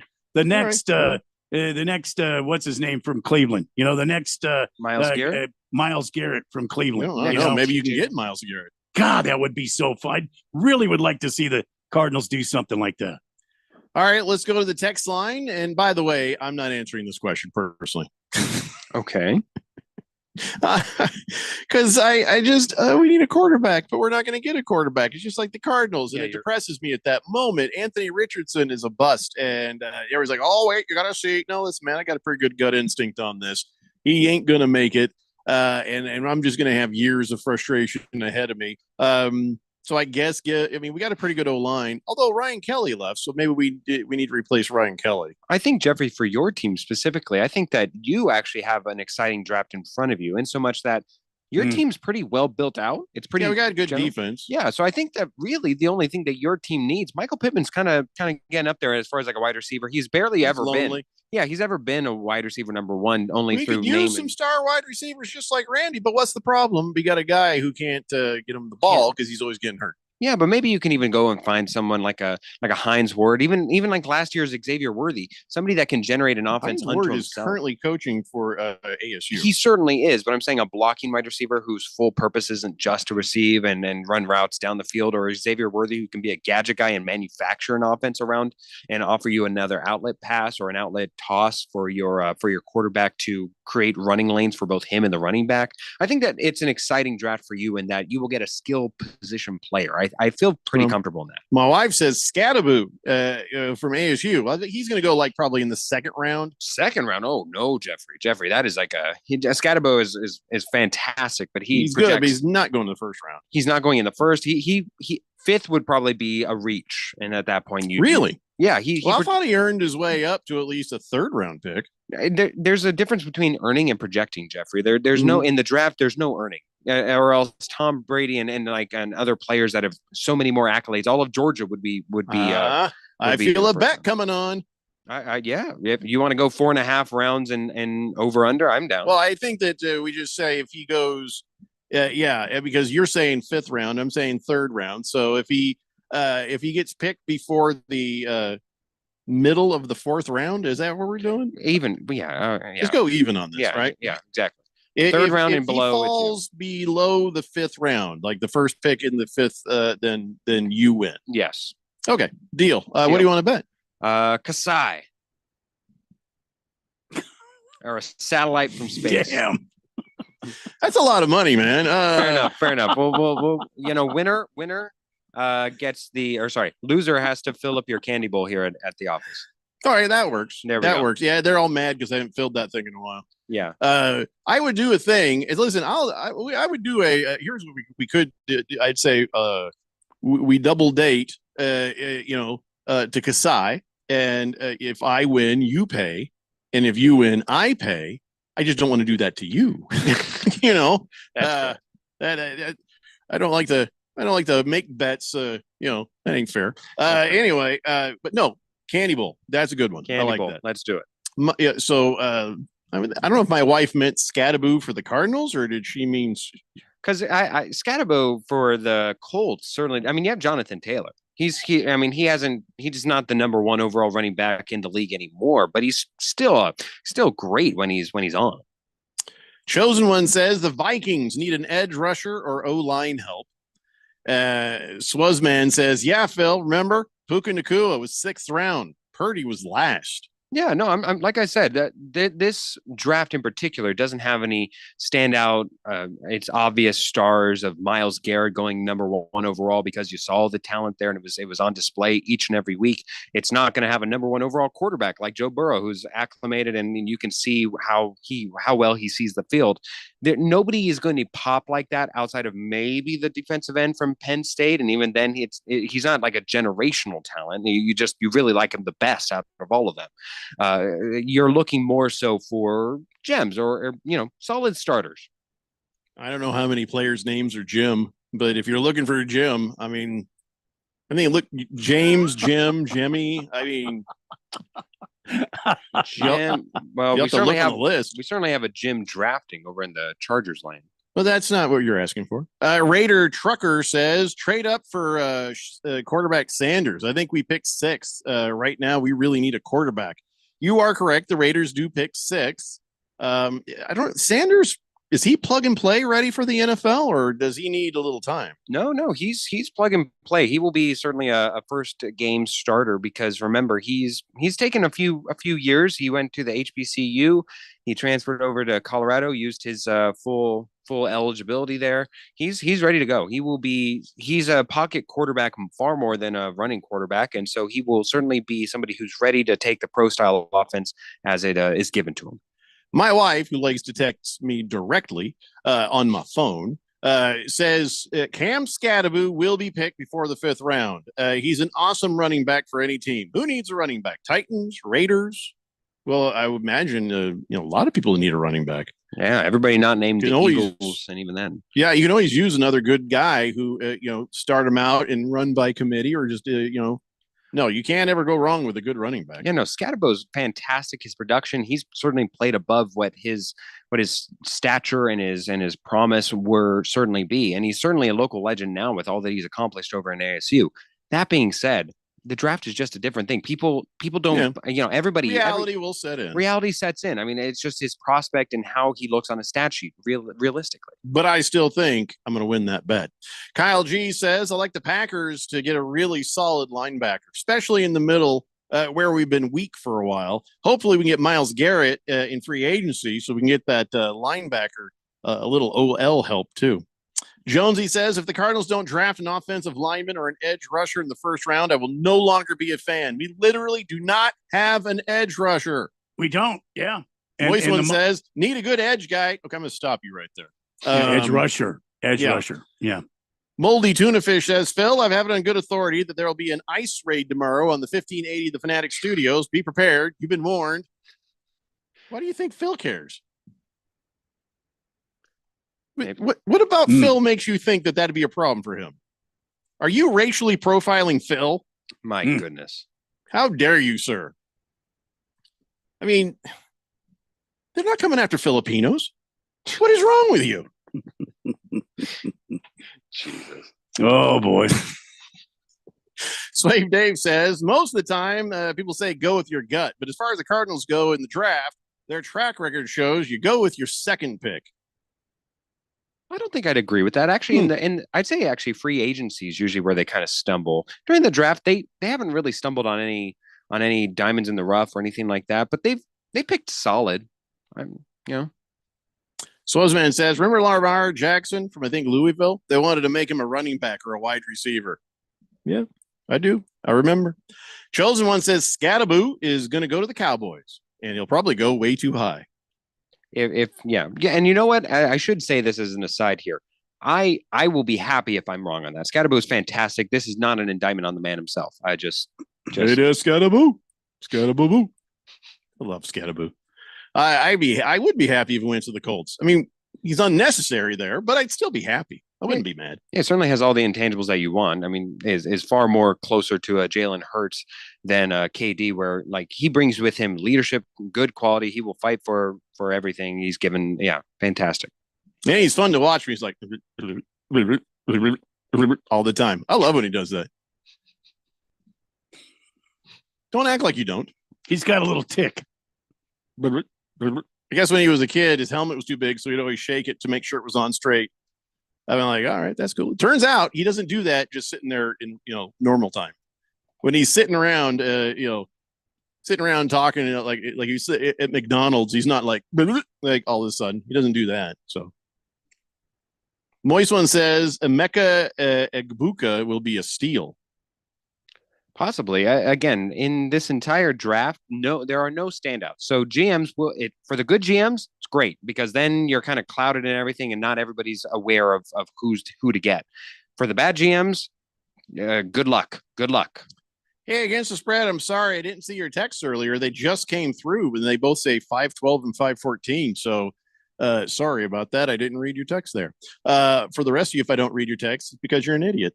888-368-1580. Let's take that break. We'll come back. We got On This Date in Big Georgia sports history and more of the Daily Blender after this here on 1580 The Fanatic. William is one of millions of Americans who uses GoodRx to save on the cost of their prescriptions. My oldest daughter, Camilla, 2 days old, she had to have open heart surgery. All of a sudden, she's on 5 different medications. It adds up at the end of the month. Me and the pharmacist got so tight. She said, GoodRx save you a lot of money. Saving that extra $200-300 a month. We're able to do all these extra activities. So it puts less stress on our household and it puts less stress on our pockets. Download the free app or visit GoodRx.com and start saving today. GoodRx user compensated for their time. GoodRx is not insurance, but can be used instead of insurance. Dell Technologies is celebrating with anniversary savings on their most popular tech. For a limited time only, save on select next-gen PCs like the XPS 16, powered by Intel Core Ultra processors and more. Plus, curate your dream setup with great deals on select monitors, mice, and more must-have electronics and accessories. When you shop online at Dell.com/deals, you'll have access to leading-edge technology to match your forward-thinking spirit and free shipping on everything. Again, that's Dell.com/deals. Must qualify for enrollment. Results may vary. We all hear the radio ads about the IRS. They tell you to be afraid, to be scared, and they try to frighten you into calling. I'm not here to do that. Tax Relief Advocates is different. TRA is here to tell you that if you owe money to the IRS, whether it's $5,000, $50,000, or $500,000, we have a solution. It doesn't matter if you're sitting in your car, at work, or with your kids. No matter where you are, call now. 800-575-8695. Don't lose hope. TRA can eliminate or reduce what you owe to the IRS. Generous programs are now available that can give you a fresh start. Our passion is taxes and helping individuals fix their IRS problems. We have over 1,000 5-star reviews on Google and an A+ with the Better Business Bureau. You don't need to be afraid of the IRS any longer. End your tax nightmare today by visiting us online at TRA.com or call 800-575-8695. That's 800-575-8695. Tax Relief Advocates. Real solutions for real people. Make extra money daily from your sports betting?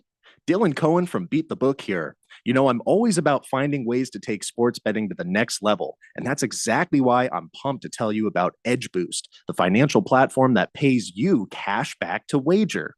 Edge Boost is an online bank account that pays you for every deposit. With the Edge Boost Visa debit card, you're getting up to 0.5% cash back on all of your sportsbook, daily fantasy site, and casino transactions. That's free money back in your pocket just for doing what you're already doing. It's a no-brainer. Plus, your Edge Boost debit card starts with a $250,000 daily limit, and it will never be declined for gambling activity.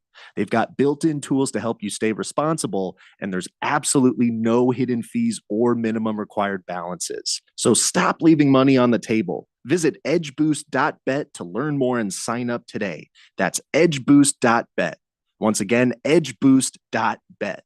1580 The Fanatic and at 1580thefanatic.com. Your home for sports.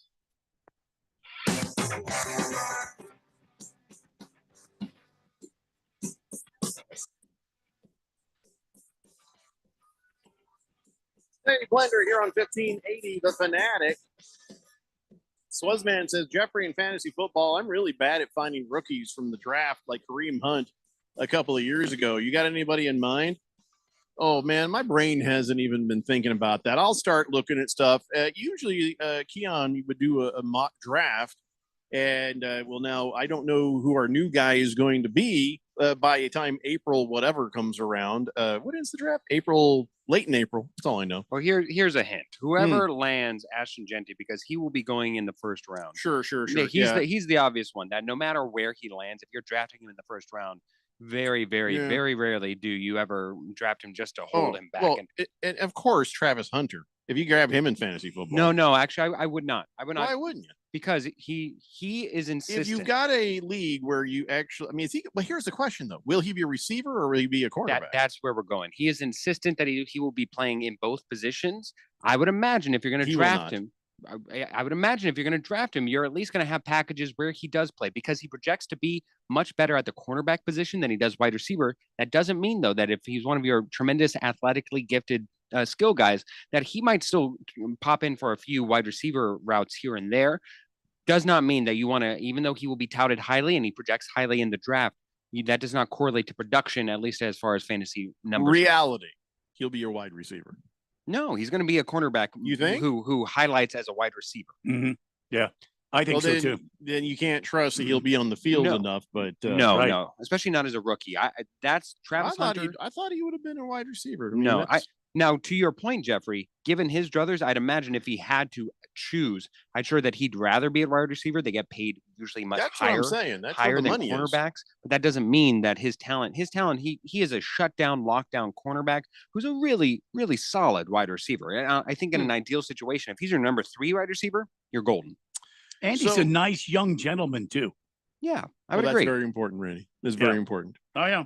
So, yeah, as far as other rookies, we'll probably have more conversation about that as we get closer. We got plenty of time, And also, so much time. One thing we forget to, I mean, a lot of these times it doesn't matter where you're drafted to. I mean, if you're drafted as a wide receiver, if you're behind Jamar Chase, you know, we've seen it work for T. Higgins for every time that happens. Sometimes you just get buried. Marvin Harrison, we would have thought that would have been a marriage made in heaven. Didn't really result in much fireworks throughout the entirety of the season. Like Scadaboo, if he goes to a place where there's a marquee running back in front of him, I don't know if I'd run out there and grab him. Right. But if he goes to a place where you're like, oh, he's going to be a starter, yeah, it might be worth it. Might be worth a late round. Big George says, with no Keon, does this mean we won't get the draft special that goes till 10 p.m. like last year? He says, that was so much fun. Well, I wasn't sure what we were doing. Then I overheard Ralph from the Weekend Warriors declaring that we were going to do that again, even though I've agreed to nothing. But if that means that somebody wants to do it, I ain't going to stop them. I might walk off in the middle of it. You know, I don't know. I never know how I'm going to feel about things. I was supposed to be on the Weekend Warriors remote broadcast, but then nobody ever told me, hey, get on the thing. So I didn't get to be on it. Just sitting here. Don't take it personally, Jeffrey. Just sitting here, just wondering why. They were very, very busy. They had swag to hand out. They had games they were playing. Yeah, after all I did for them, that's fine. You know, Neil amazed I'll remember me. this. Was sitting there eating my very well prepared breakfast burrito. By the way, Neil ate your breakfast burrito? No, Neil started spewing Spanish out. No, mejor something, and they played a game out of that. And oh God, they were picking people out of the audience, and they had people coming up there, getting on the microphone and answering questions. And but nothing would have been better than to have me on the line insulting Ralph for about 10 minutes. You know what I'm saying? I think that would have been a lot of fun, but unfortunately that didn't happen. So I just want to feel wanted. That's all. Doesn't everybody? I know. I'm sorry, pal. As we get closer, we will take deeper looks at stuff. And I don't know, the new guy that, we choose. I don't know how deep I'll tell you what we'll do. You know what we'll do? What'll we do? If the new guy sucks at mock drafts or, this sort of, we'll get Keon back for the special. Oh, you think he'll come back, huh? Keon on Probably demand. not. He'll probably say no, but we'll ask him. We'll ask him. We can always overpromise and undeliver. I ain't coming if Keon's not here. I might pull that move. That's underpromising. We should probably do this out someplace. Like the mock draft special. Yeah, where people can come have some drinks and stuff. That would be great. Yeah, At Peoria's Pickleball Courts Emporium. Oh no, Nobody invited you, Phil. No, Phil, you can't come along. You don't get to choose anything. If you're nice, we'll let you. What kind of headphones are you wearing, by the way? Good ones. Actually, Dwayne The Rock Johnson's version of JBLs. Those are kind of cool looking. Thank you. Turn your head. Let me look at that. Are they wireless? They can be. Yes. If I come up behind you with some scissors, they can be. Snip. Everything wireless real fast. with enough determination certainly can become wireless. Huh. You know what we should do? We should get this going before the show ends all of a sudden, because it does that sometimes. It's time now, ladies and gentlemen, for On This Date in Big George's sports history. Back in the year 1949, Guglielmo Papalio, better known as Willie Pep, regained the world featherweight title in a savage 15-round upset over Sandy Sadler at Madison Square Garden in New York City. In their memorable 4-fight series, Sadler knocked Pep out 3 times. Pep was later voted #1 featherweight boxer in the world in the 20th century, actually, by the Associated Press. What was that name again? Guglielmo Papalio. Oh, wow. You even got the end. It's Willie Pep. You got that. You nailed that. So Wow. in 4 fights, Sadler, if I got knocked out 3 times, don't think I'm fighting a guy a 4th time. If I get knocked out 1 time, I don't think I'm fighting that guy another time. So you got to give Willie Pep, a lot of credit. I'm surprised there was enough demand for that, because He's got a lot of moxie. Sorry, Phil. No, I'm surprised that there's enough demand for the audience who's like, you know what?